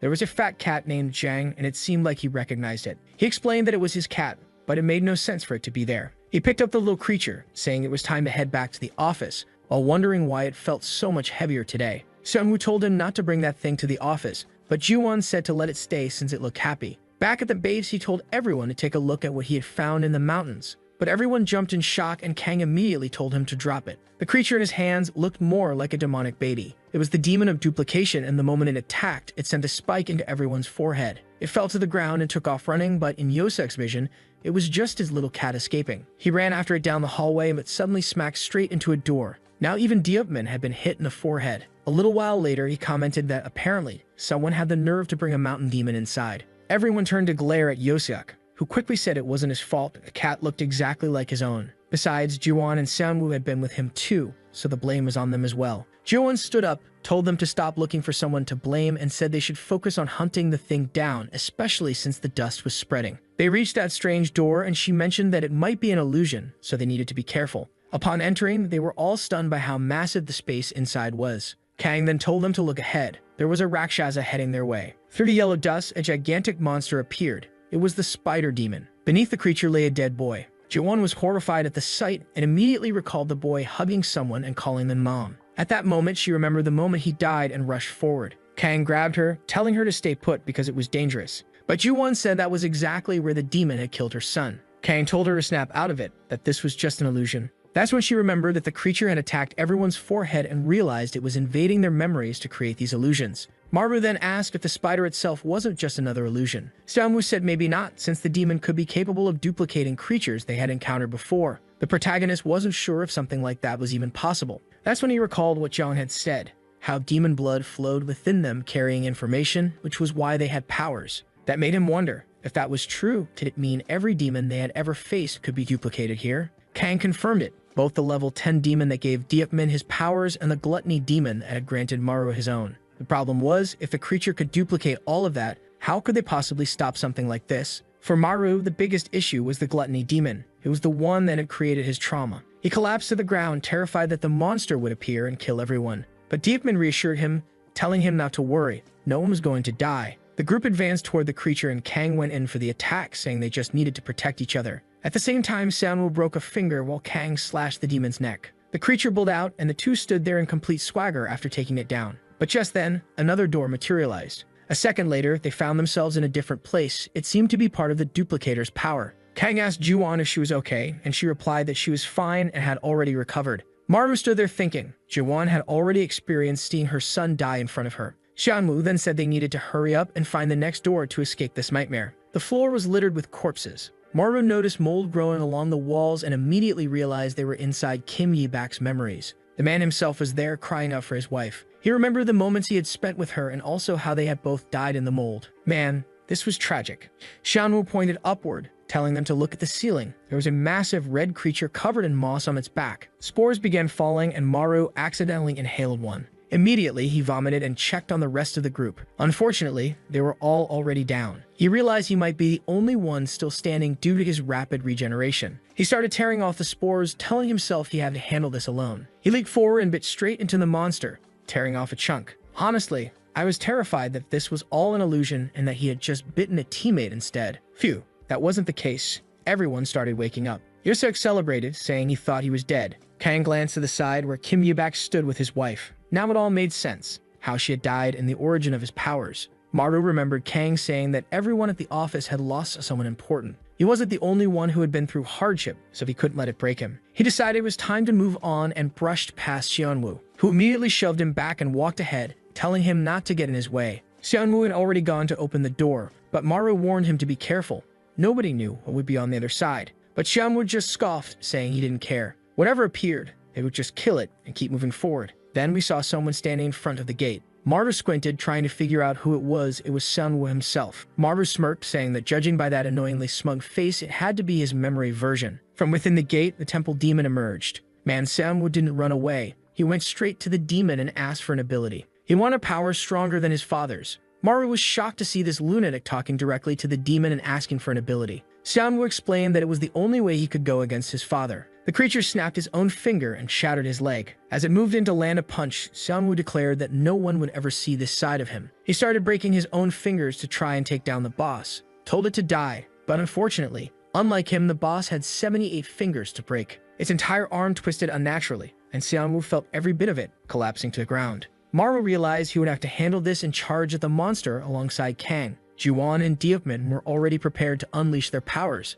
That's when countless arms sprouted from the creature's body, and they all knew they were in serious trouble. Every finger on its body started breaking, and along with them, their own spines. Lying on the ground in agony, Maru realized that the temple demon was far stronger than he had thought. As always, Maru was the first to recover thanks to his rapid regeneration. The problem was he couldn't understand why Xianwu wasn't doing anything. He shouted at him to get up. He had the same ability as the creature, so he should be doing something. The poor guy was lying there, face down on the pavement, wondering how Maru had the nerve to say that to him. He wanted to be stronger than his father. That's why he had asked for an extremely high-level ability. But there he was, humiliating himself again, losing once more to this kid. If he couldn't even handle this, then what was the point of having ability at all? The demon raised its arm, creating even more hands. Maru knew it was going to target him next since he was the only one still standing. The fingers cracked and the pain was unbearable. So many bones twisted that even his regeneration ability was starting to fail. He collapsed to the ground, completely immobilized, while the demon calmly walked past him. Desperate, he told Diekman to do something. Diekman explained that he needed to rip out the demon's eye, but at that moment,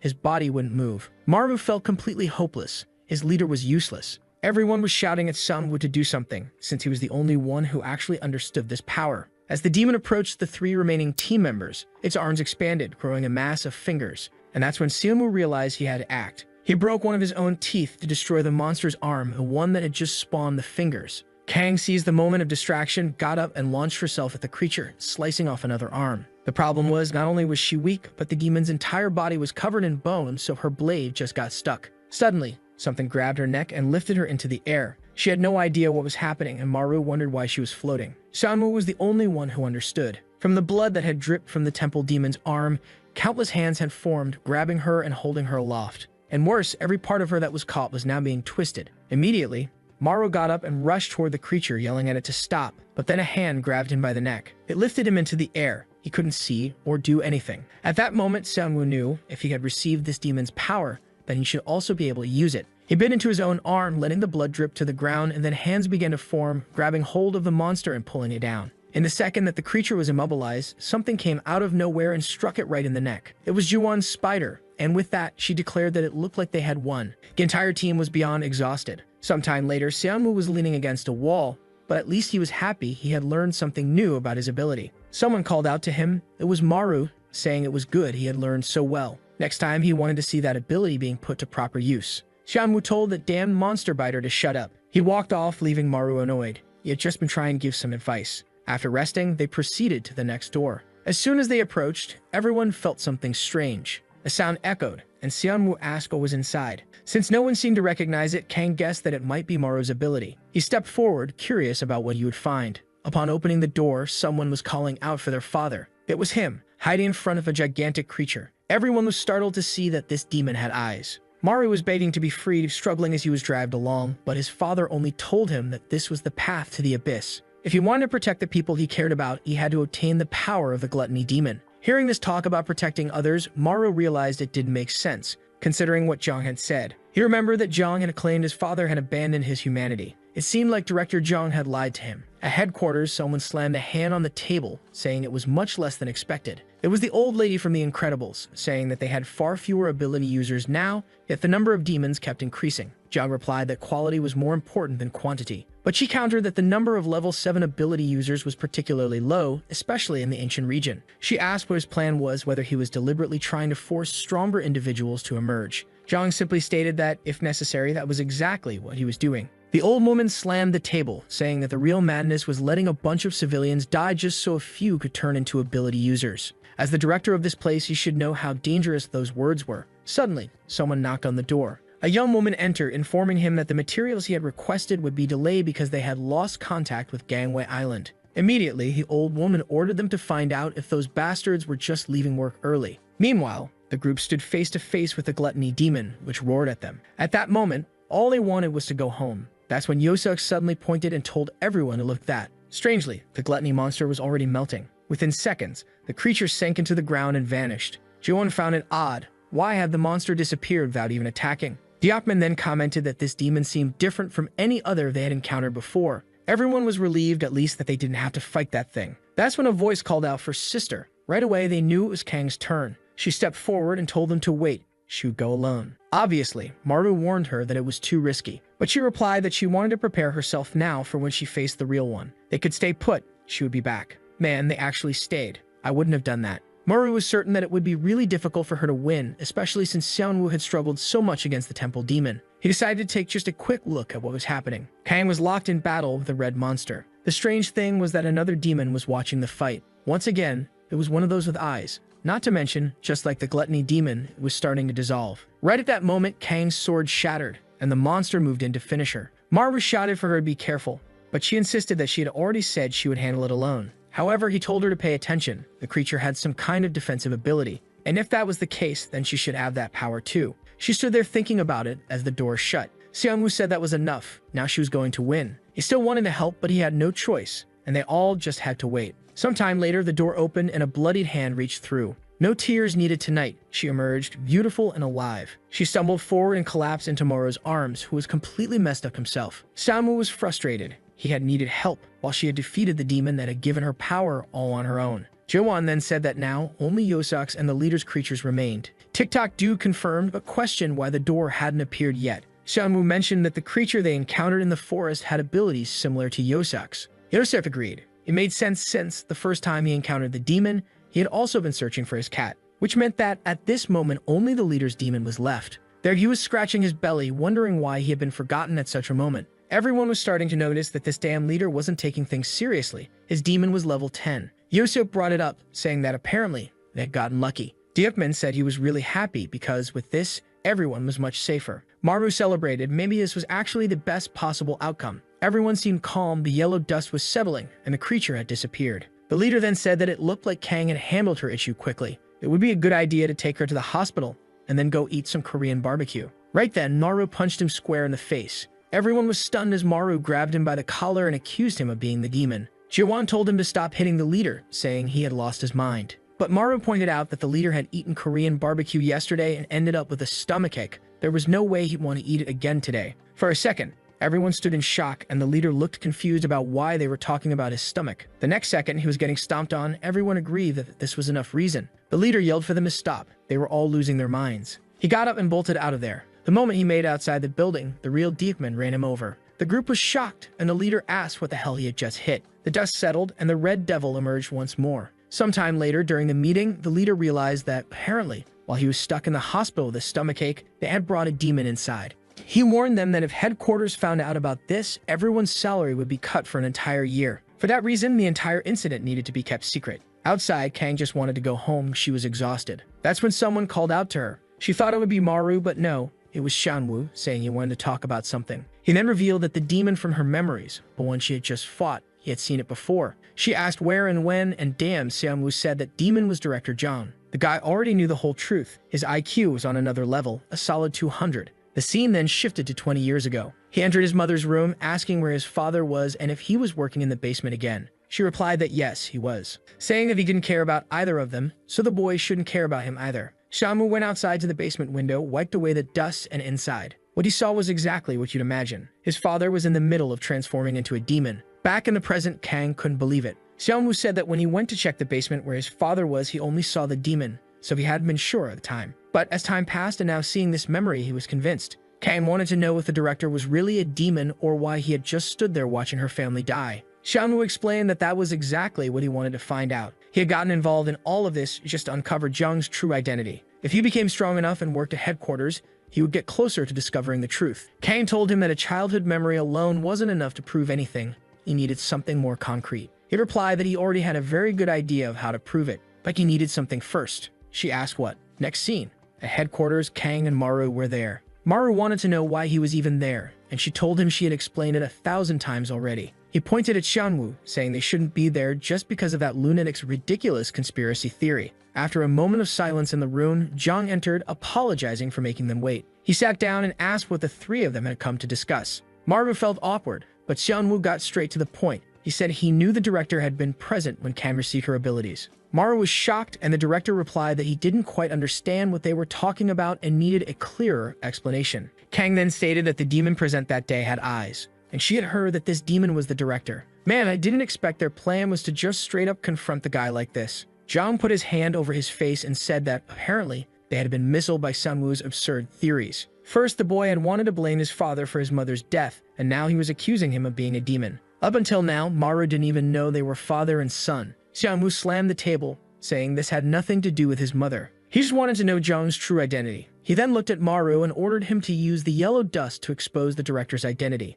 But Zhang warned that if he used that power unnecessarily, he would lose all protection from Gangwei Island. Maru hesitated for a second, and then Kang told Sunwoo that it would be better to drop this. She also wanted to uncover the truth behind her family's death, but putting Maru in this situation wasn't the right way. Hearing that, Maru remembered when they had been at her old house, and he asked if this would help her find that truth. He recalled the memory of the demon killing her brother. Then he stood up and said that if that was the case, then Xiangwu would have to take full responsibility for this. Yellow dust started spreading, and he declared that it was obvious. The director stood up and asked why he had to do something like this to his own son. But Xiangwu, of course, replied that he had never even considered him a father. He immediately started breaking his fingers, saying that Zhang was just someone who had abandoned him and his mother. Zhang stood still as the glass behind him shattered. Xiangwu lunged forward and slammed his shoulder into Zhang's chest, sending him tumbling out of the building. As he fell, Maru shouted that this was madness. There was no dust to help him survive. But Zhang just told them to wait. They would see the truth. As he plummeted, the director thought to himself that these kids were really starting to get on his nerves.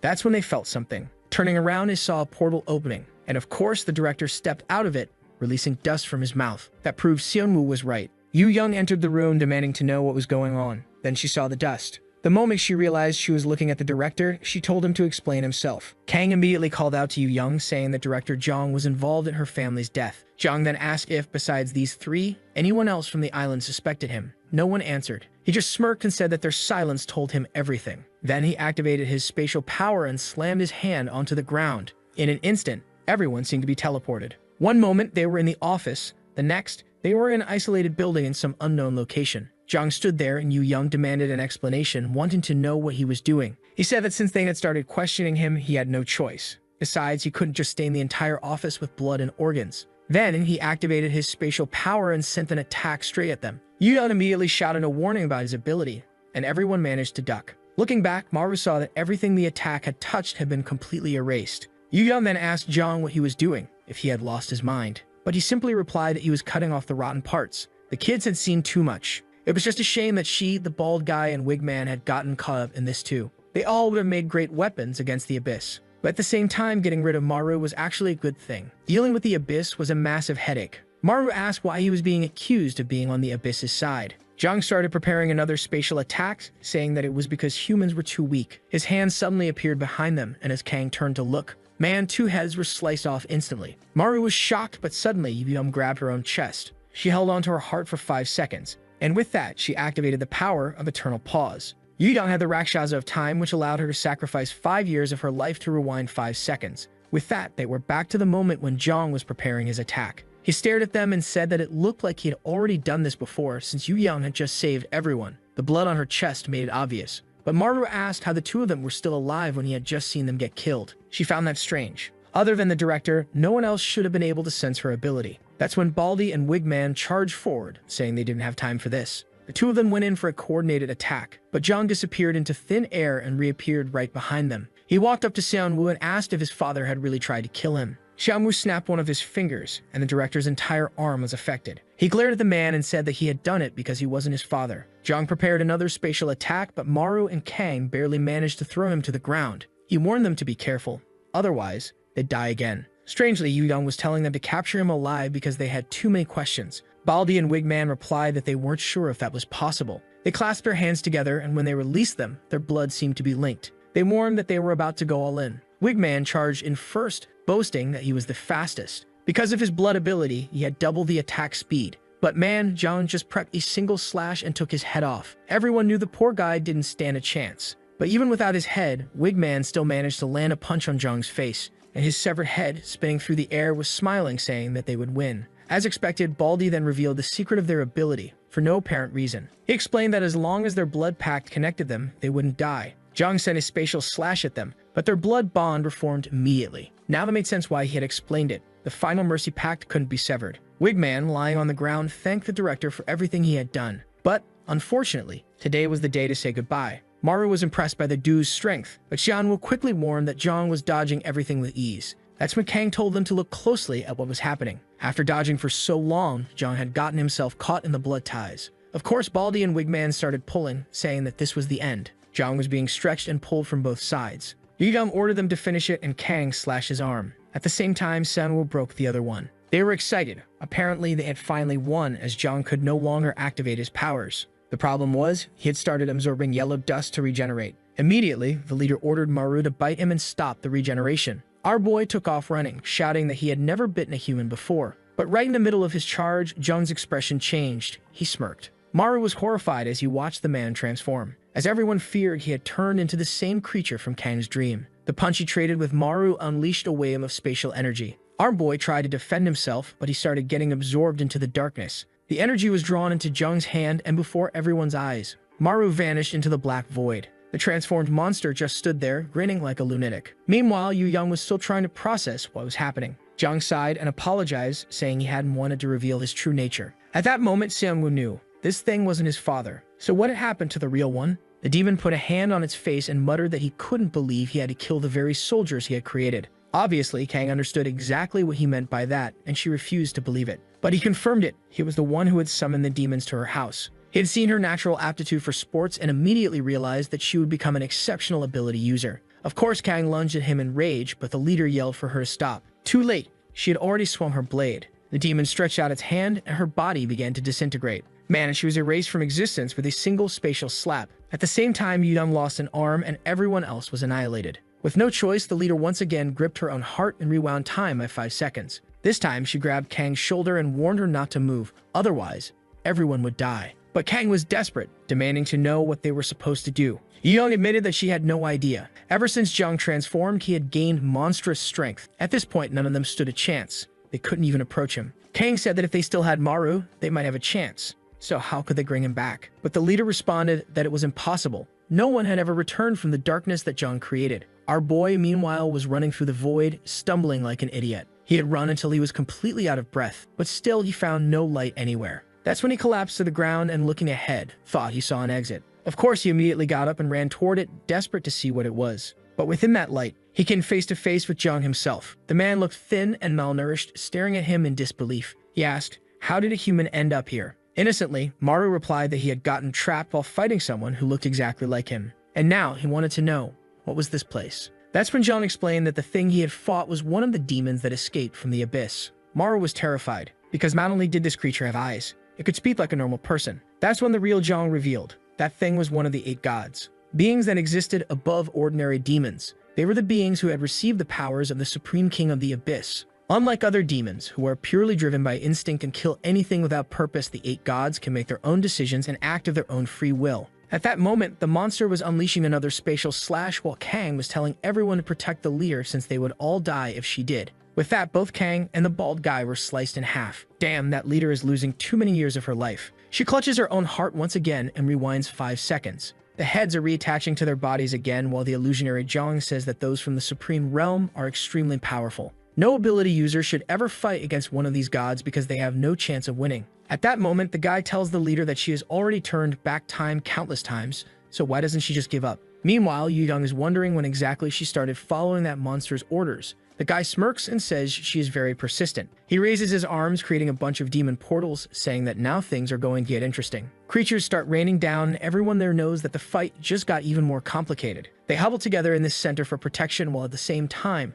Maru wants to know what the purpose of these creatures is. If the 8 gods are also demons, why do they kill demons? Jung explains that the creature that took his body escaped from the abyss and became an enemy of the Supreme King. Now is trying to turn humans into a weapon to destroy the abyss. Maru wonders if this whole civil servant thing is just a manipulation by the space demon. He questions whether killing that bastard might actually put an end to the war. However, Jung replies that it is already too late because the war with the abyss has already begun. Our boy thinks deeply and says that if that demon dies, he will take control of his body again. He grabs Jung's arm, saying they're going to get out of there. But Jung says it's impossible because his consciousness is trapped in that place. Maru, getting sentimental, tells him that his son is waiting for him outside. Jung is surprised by this and asks why he's bringing up his son at a time like this. A 5-year-old boy in kindergarten wouldn't be there. Obviously, Maru is shocked by this information, and Jung just says that talking like this is extremely exhausting. He's going back to rest with his son and wife. Maru tries to pull him, saying he needs to get out of there now because there's a way for both of them to escape. But the director lowers his head again and says that it is impossible to leave that place.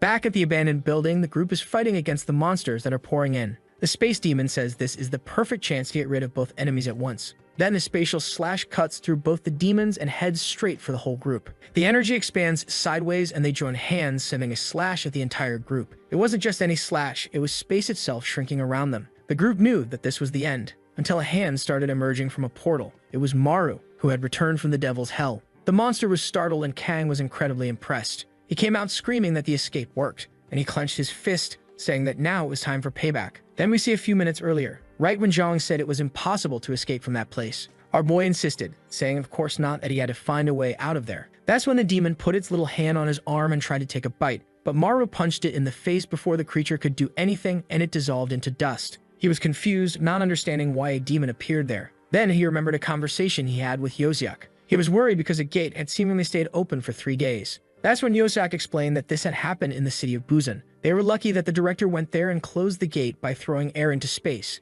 The director really was an incredible guy. That's when Maru got the idea to find the gate in the middle of this void. After walking for a while, he found the so-called door. He approached it, feeling unsure about what was beyond that place. But it was definitely better than staying trapped there until he died, so he went through. Except when he came out, he was in a completely different place. Maru stood still for a second, and right away he felt the concentration of yellow dust was so intense that he was losing consciousness. That's when someone told him to hold on. In the distance, there was that strange figure of a woman with long hair and green eyes. She stared at him, and then all the monsters turned toward her. At that moment, the whole ground started shaking, and Maru wondered what that sound was. Right in front of him, an entire army from hell was approaching. No way was he going to fight all that, so he immediately started running. The problem was that he had no idea where he was going. Then, in the middle of his escape, he saw another one of those gates and decided to go for it. He jumped through as all the monsters were coming at him, and that's when he suddenly appeared behind the big space monster. The fool turned around, surprised, while our boy went for a punch. Damn, but even then, the bastard teleported to dodge the punch. Come on, let the boy have his moment. The monster was not happy about this, while Yu Young was impressed that he had escaped. Our boy smiled, asked if everyone was okay, and said that from now on, he was going to handle this. Xiaomu told him to stop being an idiot since he couldn't even get close to the space demon. But at that moment, Maru wasn't so sure about that. In fact, he was certain that his current self could win. That's when the demon asked how he had escaped from the black space. Suddenly, he felt something on his back. A green energy emerged from the portal and struck him directly. Right then, the King of Hell shouted it, saying that he had finally found him. The space demon's arm seemed to be getting pulled, and with that, both his soul and the real Zhang appeared to be separating. The creature was trying to close all the gates to avoid being taken. At that moment, Yuvang commented that the monsters were returning, so it seemed like the director was trying to seal everything. He kept struggling to do so while the king stared at him from the gate. In an instant, it seemed like everything was over. But the truth was that the space demon had realized something. A good portion of the power the King of Hell had given him had now been taken back. He clenched his fist in anger and stretched his hand toward Maru, saying it was all his fault. Our protagonist stood still while the spatial slash came toward him, and everyone was screaming for him to dodge it. The boy's head was cut off, and Yu Young was already about to clutch her heart again. But suddenly, Kang grabbed her hand and told her to look at that. Maru had activated the evolution ability. His body broke out from within the cocoon, and he dashed toward the demon. The creature, however, just sent another slash without worry. But Maru wasn't too worried either, though Yu Young, on the other hand, was a bit shaken. The demon kept sending slashes. Maru was being sliced apart, while Baldy and Wig Guy were standing there wondering if the boy was even human. Meanwhile, the old man knew this was the end for him. Maru had already left. Let's count. 1, 2, 3, 4, 5, 6, 7, 8, 9, meaning now there were 10 of them, folks. He lunged at the creature, saying this was the end, but even then, the space demon unleashed one last attack, telling him to die. However, Maru crouched, dodging the final slash, and said, "Not today." He slipped to the side, bit the creature's neck, and said, "I'm taking this ability for myself." He was hanging there, lashed onto the monster. Kang was sure that this was the end. Or maybe not. Maru's bite hadn't done any damage at all. He seemed strangely shaken,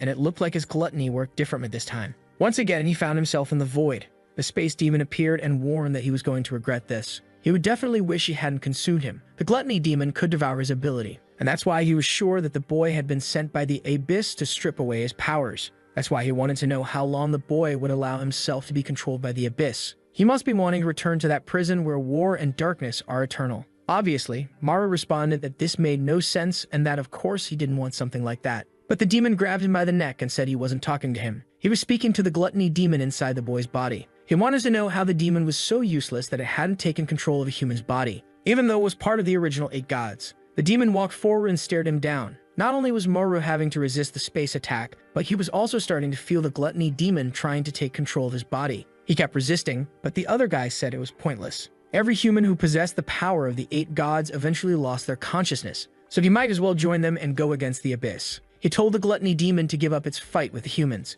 It could be free, and together they could destroy the abyss. All they needed to do was combine their forces and use ability users as pawns. Amid countless memories, Maru began to open a sinister mouth with multiple smaller mouths forming around his body. He shouted that he wasn't undoing the transformation and that he wouldn't let this happen. No way was he going to allow anyone to use humans like that. That's why he wouldn't let this monster take control of his body. He was going to devour the space demon and put an end to this himself. He lunged for another bite, and then we were back in the abandoned building. Except this time, Maru tore a chunk off. He swallowed it immediately while the guy said it was foolishness. He was about to say something about how it would be impossible without him, when blood gushed upward and both of them collapsed to the ground. The gorgeous Kang rushed in to save our boy. Meanwhile, Sang-woo just stood there, watching as the body reverted. He grabbed his coat and placed it over the body. It looked like the old man wasn't coming back from the world of consciousness. Unfortunately, he had really died. Wig Guy and Baldy looked to the side, wondering if it was finally over. It seemed that King Maru had won once again. Meanwhile, Yudong looked at Jung's body and wondered what would happen next.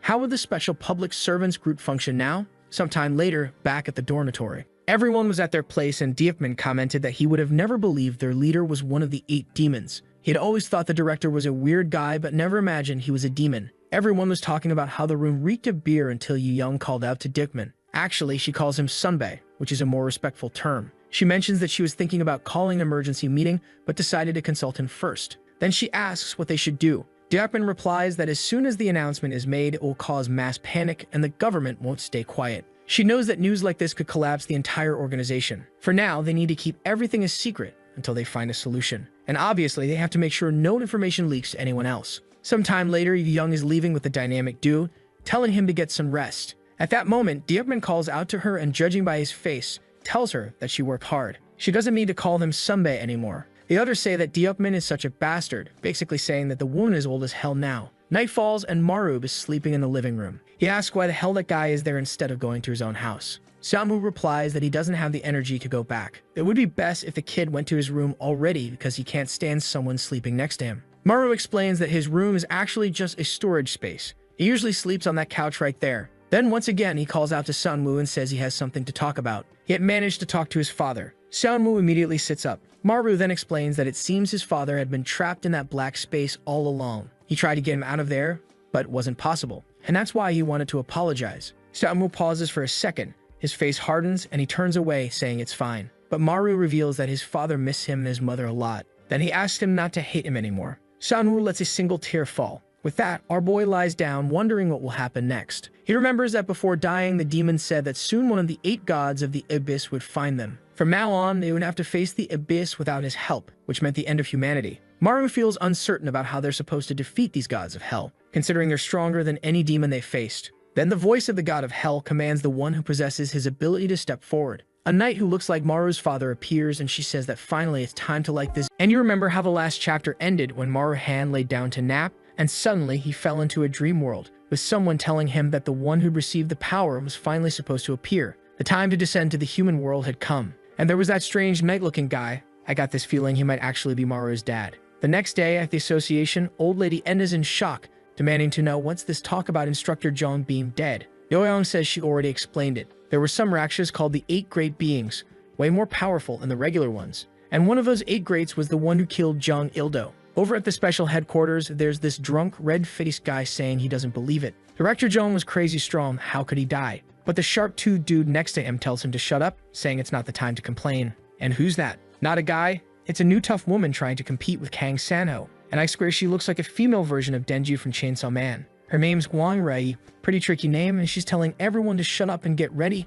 cause they'll have to elect a new director to deal with this so-called invasion of the 8 superiors. But Jung Pyo, the one with the cigarette, says no kid. What matters most right now is figuring out how we're gonna pass this information to the government. She stands up, all worked up. Some crazy folks actually like women like her, and she demands to know why he's even thinking about involving the government. The superiors were already coming.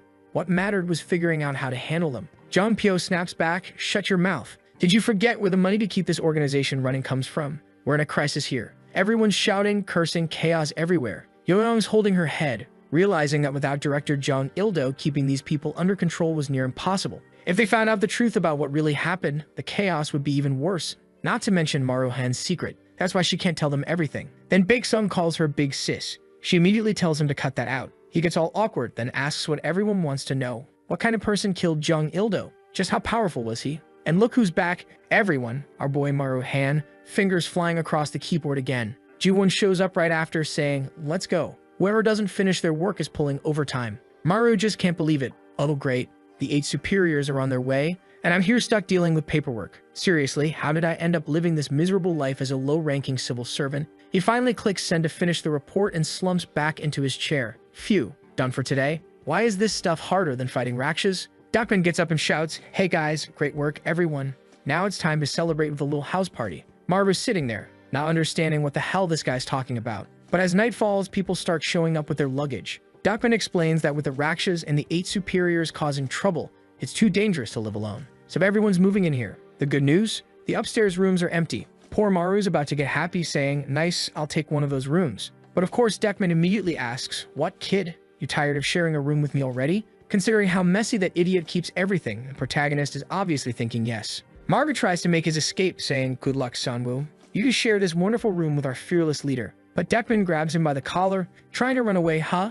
You're the one staying here in this pigsty. He decides they'll settle it with rock, paper, scissors. Songta looks confused like, wait, since when am I part of this? But the protagonist isn't wasting the opportunity. Loser pays the price, he says. They go, rock, paper, scissors, 2 rocks and 1 pair of scissors. Poor Song's the one with scissors collapsing to the floor in defeat. The protagonist celebrates, but when he walks into the room, he realizes it's going to be weird sharing a house with that guy Sunwoo. Especially since Sunwoo's been all gloomy ever since that whole thing with director Jung. Maybe the protagonist should try saying something to cheer him up. But right before he can, the doorbell rings. He goes to open it, not knowing who's arrived, and turns out the party's at their place. Everyone's coming in one after another. Maru's confused until Ji-won explains that the party's to cheer up poor Sunwoo, who's been really down lately. The protagonist can't help smiling. These people really are good folks. That office is full of big-hearted people until the party starts. Beers are popping open and Maru's trying to keep up. The living room's already a mess. Dakman shouts, careful, idiots. You want to spill precious booze like that? Then he drags Sunwoo over and tells him to try this soup. Sunwoo, poor guy, is still trying to keep everything clean. And that menace Kim Yubak walks out of the bathroom saying the toilet's clogged. Dude literally went to their house, took a massive dump and left a bomb in there. It's definitely him. And Sunwoo? Man's got guts. He dives straight in to deal with the toilet. Damn, what a hero. One of the guys says, amazed at how much energy Sunwoo's got. Meanwhile, the protagonist looks around, wondering where she is. The good old Kang Chana. There she is, everyone, standing under the moonlight, looking as beautiful as ever. Marva walks up. Hey Kang, what are you doing out here? She replies, breathing some fresh air, idiot. Huh? Why? You worried about something? You haven't really seemed happy lately. Kang pauses to think and says she's been feeling kind of empty. Ever since her family's killer was taken down, it's like she's lost her purpose. Now that she's had her revenge, it's clearer than ever that her family isn't coming back. She glances at Maru, and oh man, that little smile with the sparkle in her eyes. Good grief, she's dangerous. Nearly had him blushing. She tells him not to worry, she's just feeling a bit low. But then she turns it around and asks, what about you though? She heard that he's got the power of one of the 8 superiors. Maru looks uneasy. I don't really know, he says quietly and honestly. I don't even want to think about it. Out there in the Raksha realm, it was said that humans who inherit the power of these creatures eventually lose their minds. In the background, Sunwoo appears saying, hey, don't even worry about that. If you ever lose your mind, I'll just beat the hell out of you until you're back to normal. The protagonist turns, startled, and Sunwoo's already beside him, adding that actually there's something way more important he should be worried about, something he saw back at the main base. We then flash back a few days earlier. Inside a glass tube, there's a dark, shadowy creature restrained by heavy chains. The group stands frozen in front of it. Yudong says the space Raksha was trying to hide this thing. Apparently, no one in that place had any idea what it really was. Dakman asks, so who's that guy? Yudong answers that she doesn't know either. The space Raksha didn't tell her a thing. But she did overhear something strange. If Naraka managed to capture this being and take it away, humanity itself would be destroyed. Well, shouldn't they be taking this a little more seriously then? Guess not. Right then, Dakman pops up in the background saying, yo guys, what are you all doing over there? Come to the party. It's getting good. The protagonist turns back smiling and saying that from now, he'll stop worrying about things that aren't necessary. He just wants to enjoy this brief moment of peace and happiness. For some reason, people start pouring soju on his head and he laughs saying nothing bad's gonna happen. Someone starts approaching. It's him, the armored Raksha from hell itself, saying that the time has come to kill them all. Damn, the guy's happiness never lasts long, huh? Everything he's earned so far amounts to one little smile from Kang Chana. Good grief. And just like that, the next chapter opens with the ceiling blown apart and everyone staring upward in confusion. The knight's already standing among them as the whole squad wonders what's going on. The intruder strides down the corridors while chaos breaks out in the barracks. They're yelling that a Raksha, possibly human, at level 51 has appeared. No one knows what's happening. Someone asks where Chief Young is. Meanwhile, the scene cuts to the intelligence division. A man in a suit asks what's this about Jung being killed by a level 8 being, and how exactly they're supposed to deal with that. Turns out he's the Minister of National Defense. Yu Young says that based on the strength of the level 8 being she's witnessed, this fight is going to shift drastically, and there's a huge chance civilians will get hurt. That's why they need to prepare a nationwide countermeasure immediately. But her superior shuts her down, saying it's not time for that. As always, her job is to conceal these incidents. The head of the army adds, "We can't announce that a disaster like this happened. The enemy would know we're weakened." Yu Young then asks about the situation in other countries, since Rakshas haven't only appeared in South Korea. The director of the NIS bluntly replies that it's none of her concern. She realizes instantly that none of these bastards are sharing any real information. Then her phone rings. It's the emergency line. She excuses herself to take the call, and once she's outside, her face turns pale. A Raksha from the 8 superiors has appeared at their base. The voice on the phone says, right now he's on floor 49, heading for the emergency hall. The Seoul team is already on site waiting for him. Damn, the Seoul team's got 2 real powerhouses. And now look, there's Denju-looking guy, even blonde this time. You can already tell if they don't start naming names, they're all gonna get wrecked. The knight stands before them, face to face. Someone mutters that it really must be one of the superiors. He's got that eerie, glowing eye, and the smoke swirling around him is thick and heavy. They better be careful. No one has a clue what kind of abilities this thing has. The white-haired guy up front says, relax. I'll finish this in no time by cutting off his head. He forms a Rasengan-like move, gathering wind into a sphere, then launches himself straight at the knight and slices clean through, separating the torso from the skin as the head hits the ground. The redhead goes, huh, that was easier than I expected. Yeah, not quite. Suddenly, the guy who made the attack starts screaming and coughing up blood.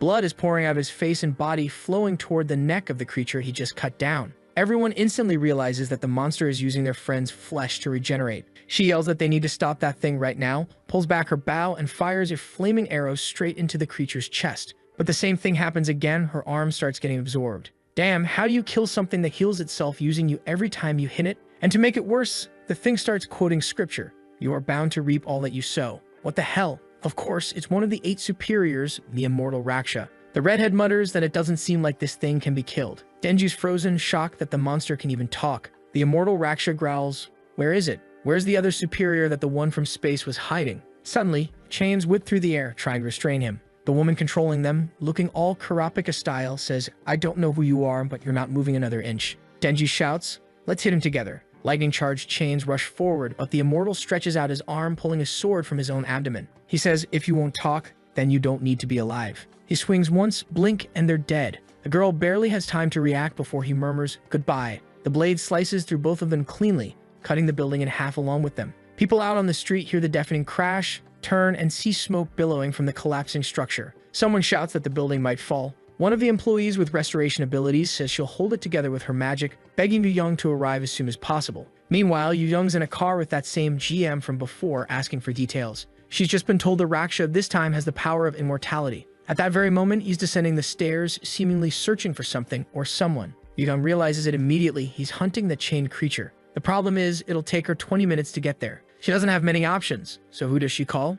Doubtman himself. He simply replies, got it, we're on our way. The team turns to him asking, boss, what's going on? He drops the bomb. A Raksha, one of the 8 superiors, is attacking the headquarters. Maru's sitting there, drunk and confused, hair soaked with soju, not understanding a thing. Doubtman says that from now, it'll just be him and Maru going. After all, in theory, Maru can use the space ability now, right? Since he absorbed that creature, the protagonist doesn't hesitate anymore. He pulls in the surrounding sand and begins activating the spatial skill. Suddenly, he sees countless images of cities, windows, and streets, each one possibly a destination. But it's too much for him. His vision spins, he's about to throw up. Doubtman's losing patience fast. Come on, Maru, we don't have time. Learn to use that skill and open the damn portal already. Maru stretches out his arm, trying again, but something feels off. The space around them starts to warp. Yozok yells, asking what's happening. Then, in a blink, Maru appears wearing a headset and realizes he's in some random guy's room full of strangers. His friends are shouting through the comms, go on, teleport again.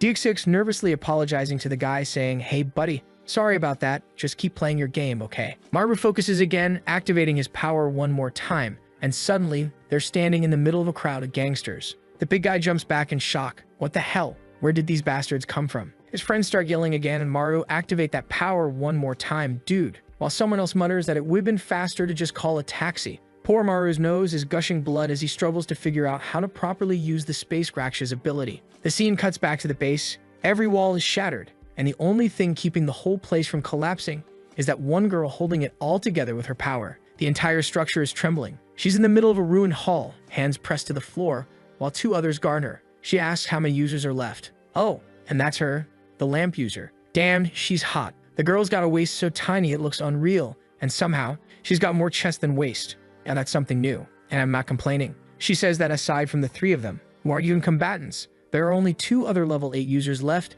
stationed on floor 25. And there he is, the immortal Raksha, standing before them, saying that fighting humans is boring. One of the guys ignores him and morphs into a raven. Yeah, no surprise what his ability is. He dives in, going full attack mode, while another charges up the stairs, fists glowing with the iron punch skill. But in one swift motion, the immortal crouches, grips his sword, and slice. Both of them are cleanly cut in half. Imagine that. You're perfectly sliced through, still conscious for a few seconds, knowing exactly what just happened. That's brutal, straight out of a horror movie. The guy realizes how outmatched he was right before fading out. Two candles flicker out, and oh, I missed that beautiful visual. The girl's in shock, saying that now it's just the three of them left. Damn, he wiped out the entire base. Completely. Somewhere else in the city, blood hits the ground. Maru's coughing it up. Obviously, the kid was forced to use the teleport ability way before he was ready. Kang asks, Maru, if you're not okay, just say it. We can get there another way. But he shakes his head, saying, no, I'm fine. I'm getting the hang of it. Just give me a second. It's gonna work. He launches himself into space again. Little by little, he's starting to understand how it works. The problem is that he still needs more time, more strength, just a little more energy. Back at the base, the remaining trio stands frozen when someone approaches, asking if they're the last ones. He says if they answer his question, he'll let them live. Where is the 8th god? One of them tells his friend to keep the building standing. They can't let any civilians get caught in this. But the immortal Raksha starts gathering power and thrusts his spear straight at the shield. It slams in hard, but somehow, the attack fizzles out. The immortal smirks. Now this is getting interesting. Let's see if you can block this. He draws a bow, aims, and fires. The defender looks terrified. Then the Raksha unleashes a storm of arrows and triggers ignition. The flaming barrage starts melting the water shield, the heat evaporating everything on contact. The girl holding the structure up takes one straight to the chest, and another candle goes out. The shield user turns, shouting her name, but then the whole building starts shaking again, smoke and debris everywhere. The beautiful candle girl lowers her head, saying she can't fix this anymore. No, don't, her friend screams. She says she's giving her life to her. No, don't do it. And just like that, the girl with the impossible figure is gone. When the building supporting girl wakes up again and looks beside her, she's gone for real. She gasps, no way, while the shield guy yells for her to hurry up and push her restoration power to the limit. Everything's falling apart and she's got no choice left. Life's hitting hard right there. Her friend's dead, now it's just the two of them, and she's already back at it, holding the building together again. The immortal readies 3 more arrows and the guy's frozen in fear. Wait, what? He blurts out, cause it looked like 3, but about 20 of them came flying. He knows there's no way he can block everything coming his way, so he throws himself in front of her, activates his shield, realizes it won't hold, and turns his back to take the full hit, ready to die protecting her. Dude's a straight-up Marvel hero. But then someone tells him to relax. Maru appears out of nowhere, using that special ability of his to block the incoming arrows. The immortal immediately freezes, shocked. He says something's off. It's strange that the Space Raksha's power is being used here. Then it clicks for him. You're the Raksha of gluttony, aren't you? You're my brother. The protagonist frowns. Brother? What kind of joke is that, you freak? I'm just a kid. Get lost. You know what? Bye. Maru's about to unleash a spatial slash, but Deckman grabs his arm and stops him. According to the control room's analysis, that guy's an immortal, there's no killing him. When you cut his body, it drags you in. Now Maru's writhing in pain, looking like he's halfway enjoying it with that weird face of his. Dotman explains that this guy can fully restore himself using human flesh and blood. Maru, missing an arm, groans. You could have said that sooner, damn it. Dotman warns him not to, under any circumstance, cut this guy's neck. Maru is panicking. How the hell are we supposed to kill something that sucks you in the moment you cut it? The immortal's already pulling blood from Maru's body and asks, hey, Raksha of gluttony, where's our brother? Confused, Maru wonders who this guy's talking about. Could it be that other Raksha locked in the basement? He answers like he doesn't know anything. The immortal replies, Naraka sent me to bring both of you. Maru laughs. And why would I listen to you? The immortal says, fine, then I'll just take you by force. He draws two massive swords from his thighs, each one bigger than his body, and charges at Maru, slashing with both arms. The blades strike his neck clean, but strangely, they shatter.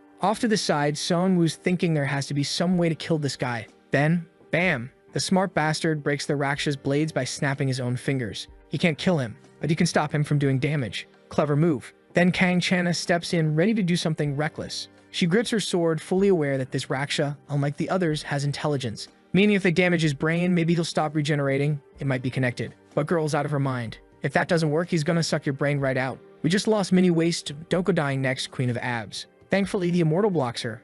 Honestly, thank God.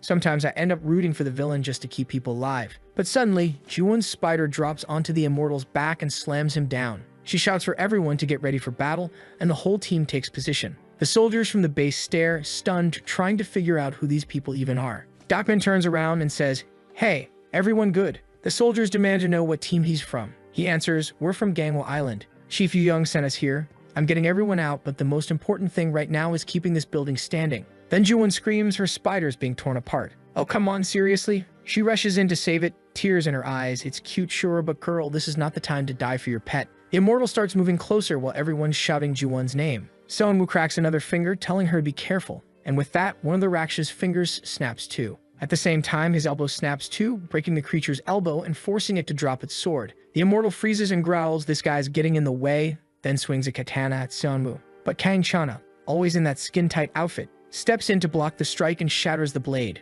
Damn, that impact wrecks her arm. Seong-woo tells her to get out of there because the Immortal is right in front of them. Just then Maru comes up from behind to bite him. But the Immortal isn't dumb, he grabs Maru and pins him down. "So do you, Raksha of Gluttony, you're still hiding among humans? Looks like you want me to tear off that human shell of yours." He raises his sword to attack, but suddenly he's frozen. Yep, Dakman ripped out his eye and activated his power. The Immortal grumbles, there's one more to bother him, and in an instant he's in a void. He can't feel anything and wonders if he's in Naraka. Dakman watches him and decides there's no point trying to kill him right now. More important than killing this guy is getting people to safety. Elsewhere in the building, Yoseok and the others who were upstairs appear, all confused and asking how they ended up there. Jiwon immediately says it's probably thanks to Dakman's ability, he secretly moved them. Outside, ambulances are arriving and everyone says they need to evacuate civilians as fast as possible. While the Seoul team focuses on stabilizing the structure, the Gangwon team has to help get people out. Yoseok looks at the building and asks if things will be okay. Back inside, someone's pounding on the protagonist's face to wake him up. He opens his eyes, dazed, and sees Dakman and Chana looming over him,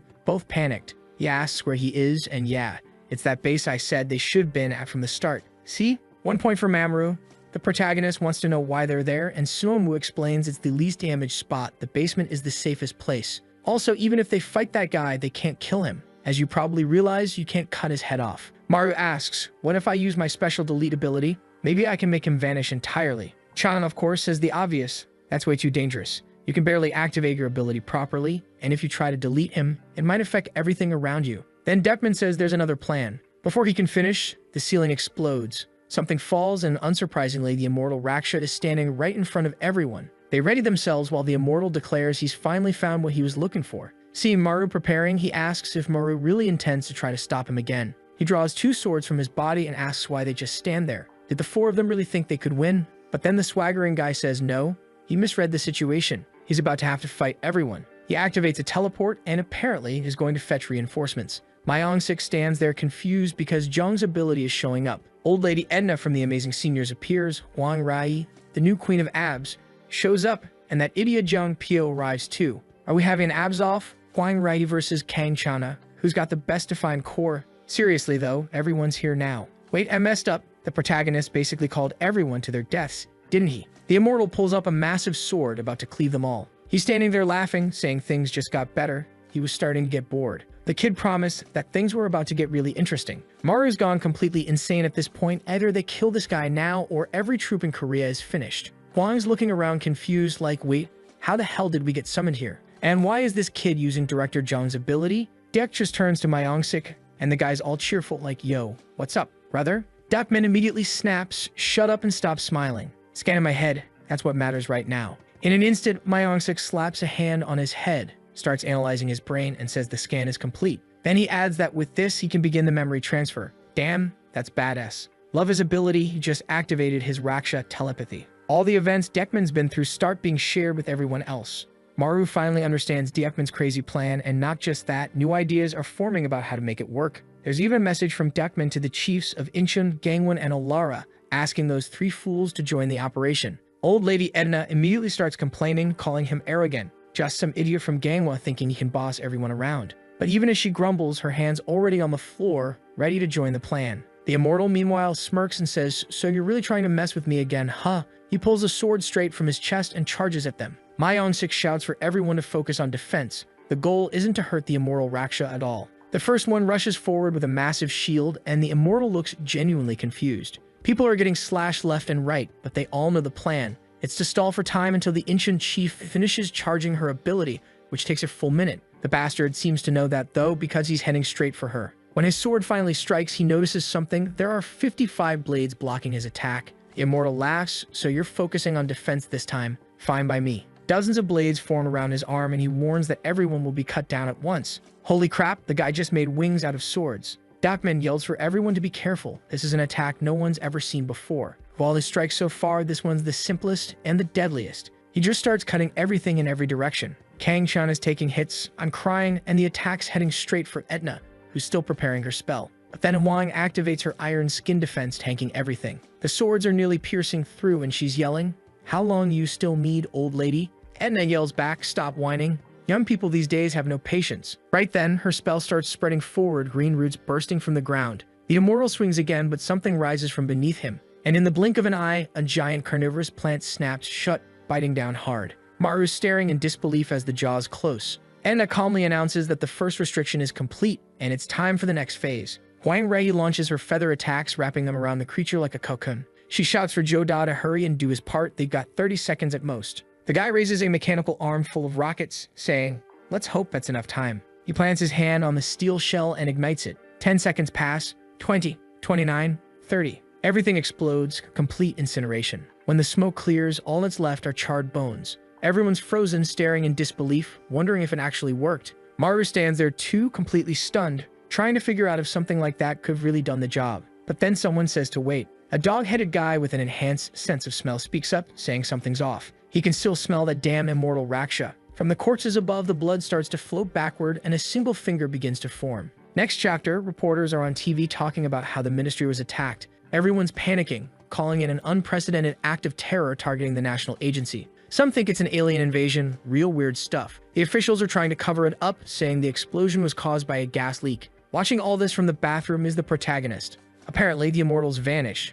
What happened? Just then his mom calls, asking if he's okay. The guy's still trying to play it cool, asking if she needs help since she heard the explosion. He tells her not to worry. He's on Gangwon Island, so he's safe. He's more concerned about her. She says she's fine, though she passed near the blast site and got a little scared. But Maru knows the truth. That damn immortal Raksha escaped. And if he crossed paths with his mom at that moment, she would have died. Right then, he jumps at the sound of someone pounding on the door. He opens it halfway, still shaken. What now? It's the twins yelling at him to hurry up. How long you gonna stay in there, huh? You gonna take all day? Get out already. They tell him Yum's looking for him. Cut to another scene. Looks like everyone's made it out of the destroyed base. Maru walks into the room asking, "Someone called for me?" Everyone turns their eyes on him. Yugong immediately says, "Good, Maru's here. You can ask him whatever you want." Enna, though, wants to know first why they're in this temporary base. Myong-sik answers the obvious. It's because the immortal Raksha said he'd come back to take Maru hand too. Plus, the kid's one of the 8 gods, just like Jong Il-do and the immortal Raksha. Hwang Rei, he cracks open a can, grumbling that the more she thinks about it, the angrier she gets.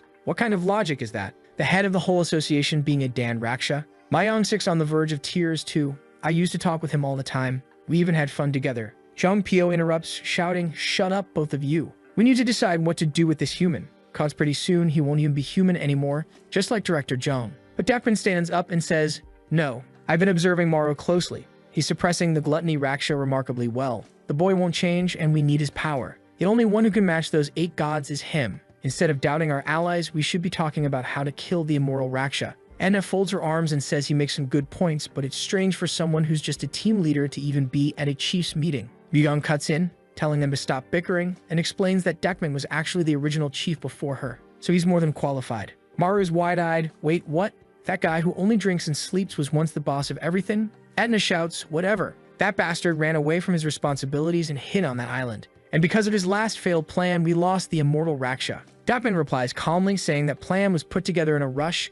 They didn't have time to prepare properly. Wan crosses her arms and demands to know how they're supposed to stop that monster from regenerating then. Anna explains that the trick isn't to kill him. It's to make him incapable of moving. Her ability just needs 1 minute to activate and she can immobilize him. Myeong-sik scoffs, "Oh, shut up, like that's gonna work. Your ability was useless. It got burned by that other guy's power." And right after that, the monster escaped. Everyone's arguing and fighting. The old woman stands up and tells him to repeat who the useless one is. The mood's clearly terrible. Then someone raises a hand and says, "Excuse me, folks. It's Maruhan speaking. What if we trap the Raksha in the black space?"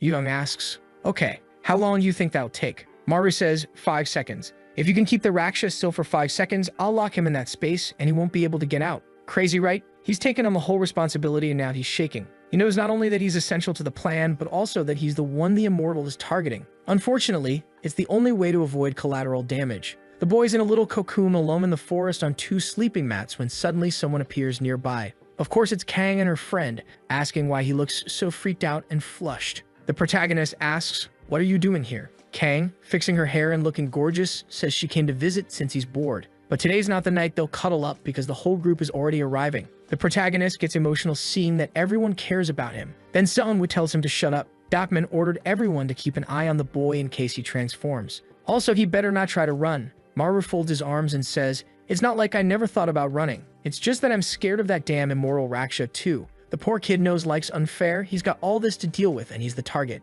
That's a lot for one kid." Seonwoo and the others sit down and say, "Do you think only you suffer? Only you fight?" Kang agrees, saying he's forgotten something important. If he dies in the fight, probably everyone else will die too. She says it with a smile. Maru smiles back. If everyone dies together, it's better than him dying alone. He sits, grabs his instant noodles and asks, "So everyone brought their tents, right?" Yuzik says, "Of course not. You brought everyone's." Yu says, "Ha, I didn't bring everyone's. I only brought the one I'm sharing with Kang." Predictably, the protagonist ends up in a tent with 4 guys still being crowded. The poor kid's begging for that immortal Raksha to show up quickly. Then, out in the woods, a strange light appears. A giant portal opens and alarms start blaring at the base. Yudong asks what level it is, and Dapman replies that this time it's undetectable. Dan, he's here. The immortal Raksha appears in front of everyone. To be honest, they're not that surprised. That's exactly what they expected. He glances to the side, sees a portal, and asks if they were waiting for him. Maru shows up with that weirdo look on his face and says, "Yeah, missed you." The immortal asks, "So what's the plan this time?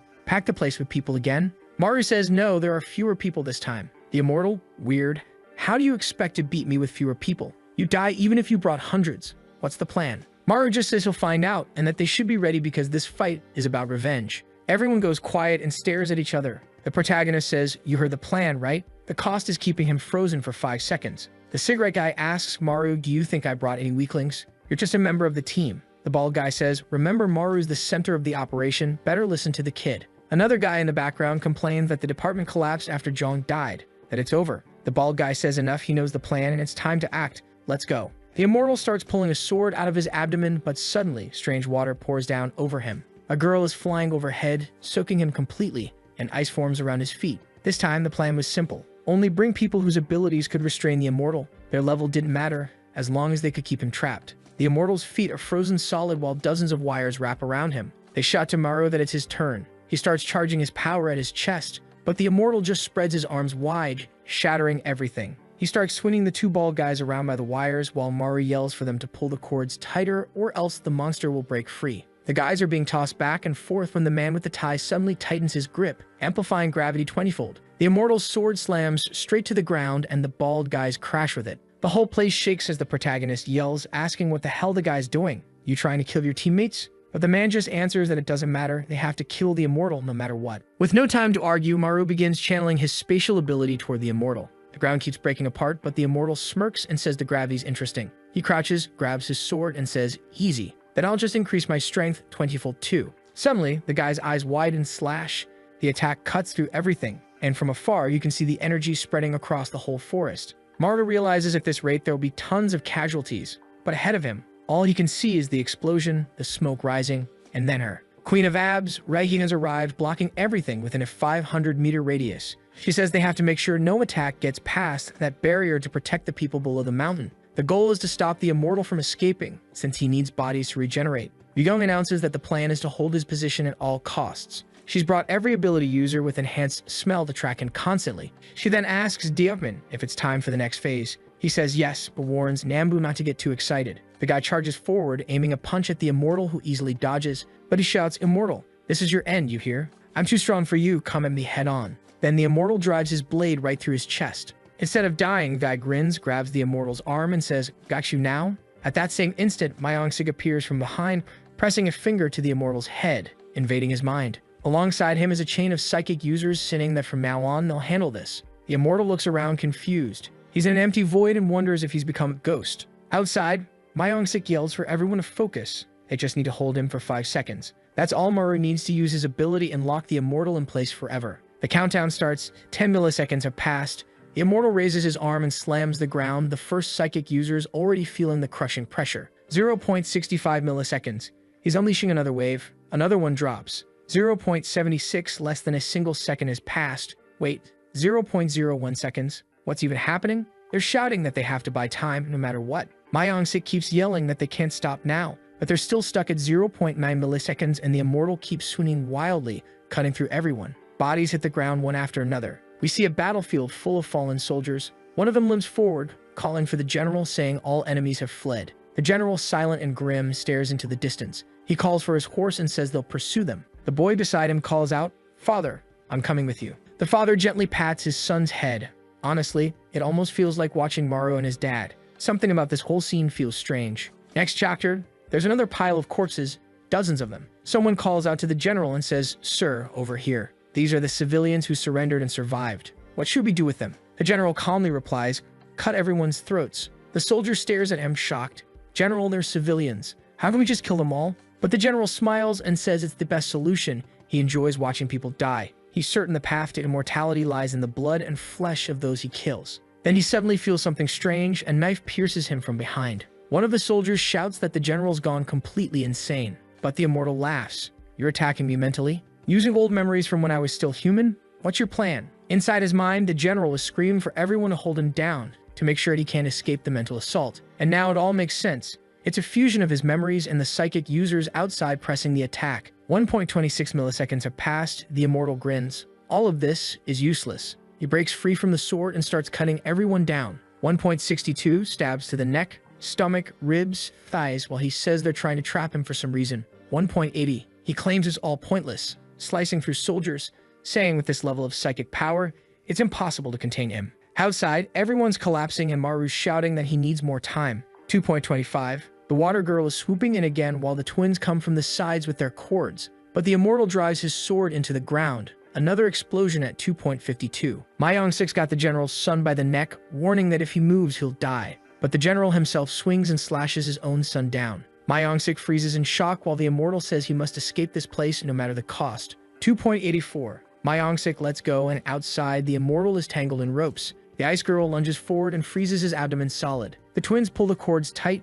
3.46. When the Immortal raises his arm, he punches the ice girl square in the stomach, sending her flying. 3.72. The gravity guy tightens his tie, but at 3.80 the Immortal cuts off his own arm. Strangely, it affects the gravity user's arm too, leaving him unable to pull. One of the twins charges at 3.95 while Maru shouts for everyone to stop approaching him. He channels spatial energy under the Immortal's feet. 4.10. The Immortal suddenly realizes the plan. 4.41. The protagonist calls out to the island team. The moment the Immortal tries to step forward, the bone in his leg snaps. He turns around and sees nothing. 4.73. The entire island team was hidden inside Yosevik's ability. Kang slices her own hand, creating a steel spike and drives it straight through his skull. Holy hell, is she gonna survive that? At least it was the final move needed to hit the 5-second mark. Maru cheers, shouting that they did it. The spatial ability begins swallowing the Immortal from beneath. Kang screams for him to close the space now. Maru clasps his hands together, purple energy swirling, and the Immortal vanishes completely.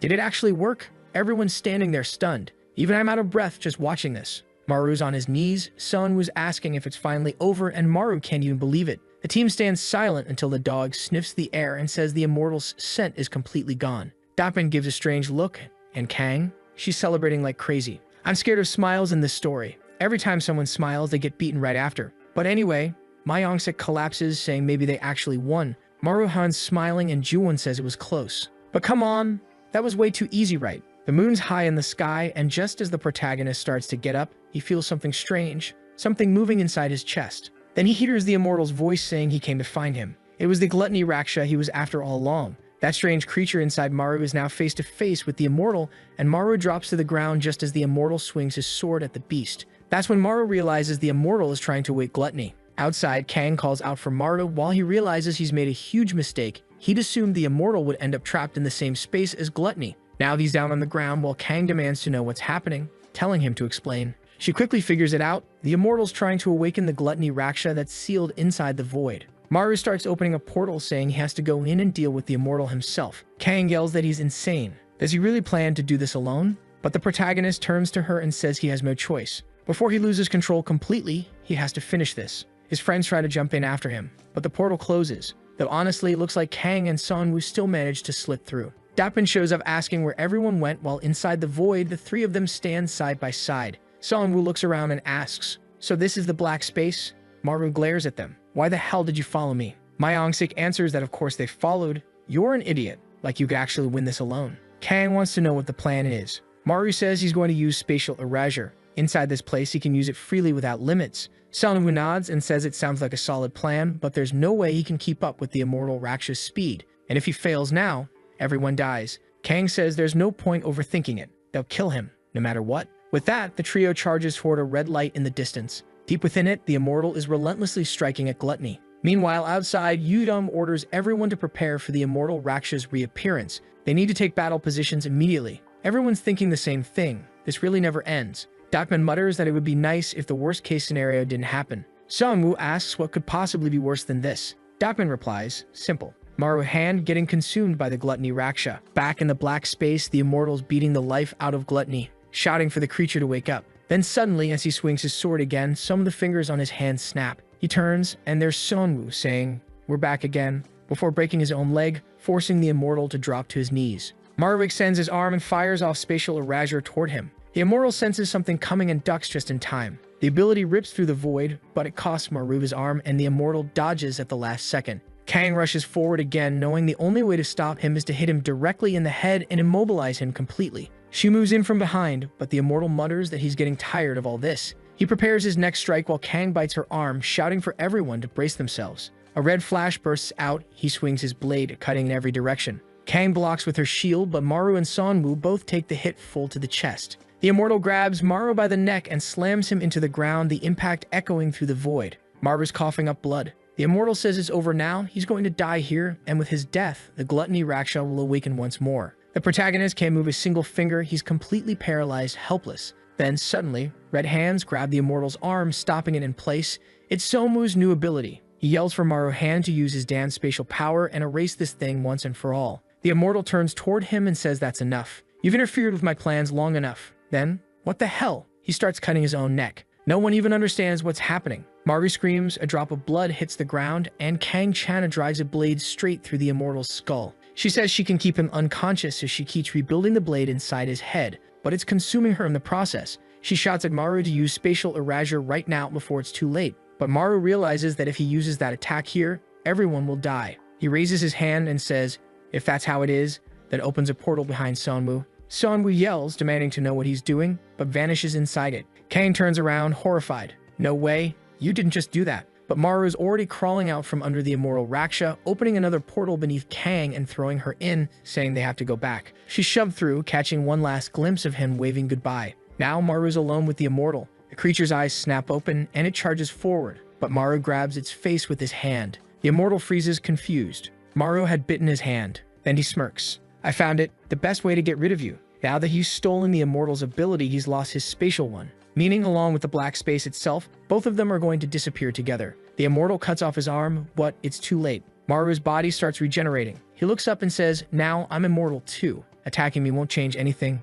We're both dying here. The next chapter opens with the credits written by Kwansora and Seo-jaewon. Gotta give props to them. Art by someone named CH, storyboard by Malpei. The immortal sneers, saying the kid's a fool for risking his life just to get rid of him. Maru yells that he never intended to die. If I had a choice, I would have done everything differently. But the immortal places his blade against his own neck and says, then you'll pay the price. He slashes his throat, and Maru begins to get pulled in, his body being absorbed. Confused, Maru shouts, asking if the bastard forgot that he's not the only immortal here. But then his hand starts turning to bone. His body collapses into a skeleton. The immortal laughs, saying, "Even if we share the same ability, you can't beat me. My entire body is immortal." Maru's falling apart, begging him to stop, saying they both have to die here. That was the plan. But the immortal grabs what's left of his skull and says he deserves to suffer in pain. As the price for killing an immortal, I'll take everything from you, even your soul. There won't be an afterlife for you. You'll be absorbed and erased. He drops Maru's skeleton, watching it crumble below him. Then suddenly, gluttony awakens. The creature bursts out of its cage and bites deep into the immortal's neck.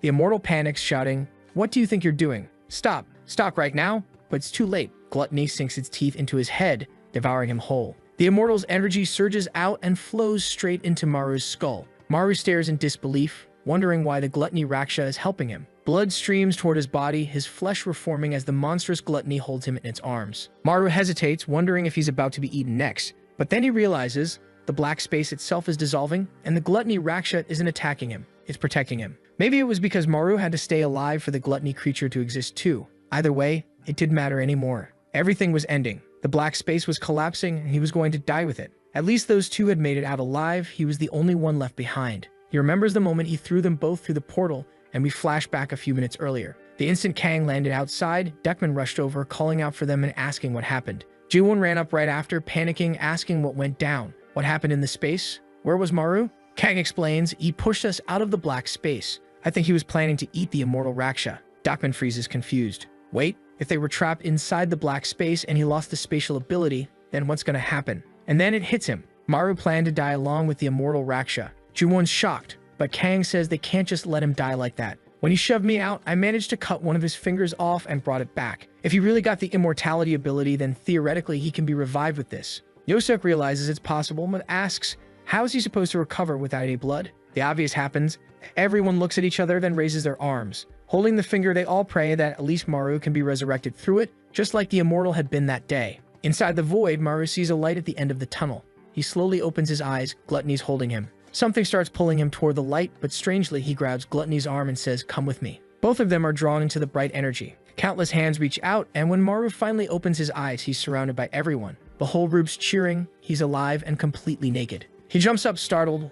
"What the hell? How did I come back, guys? I was supposed to disappear inside that space." Then he glances around.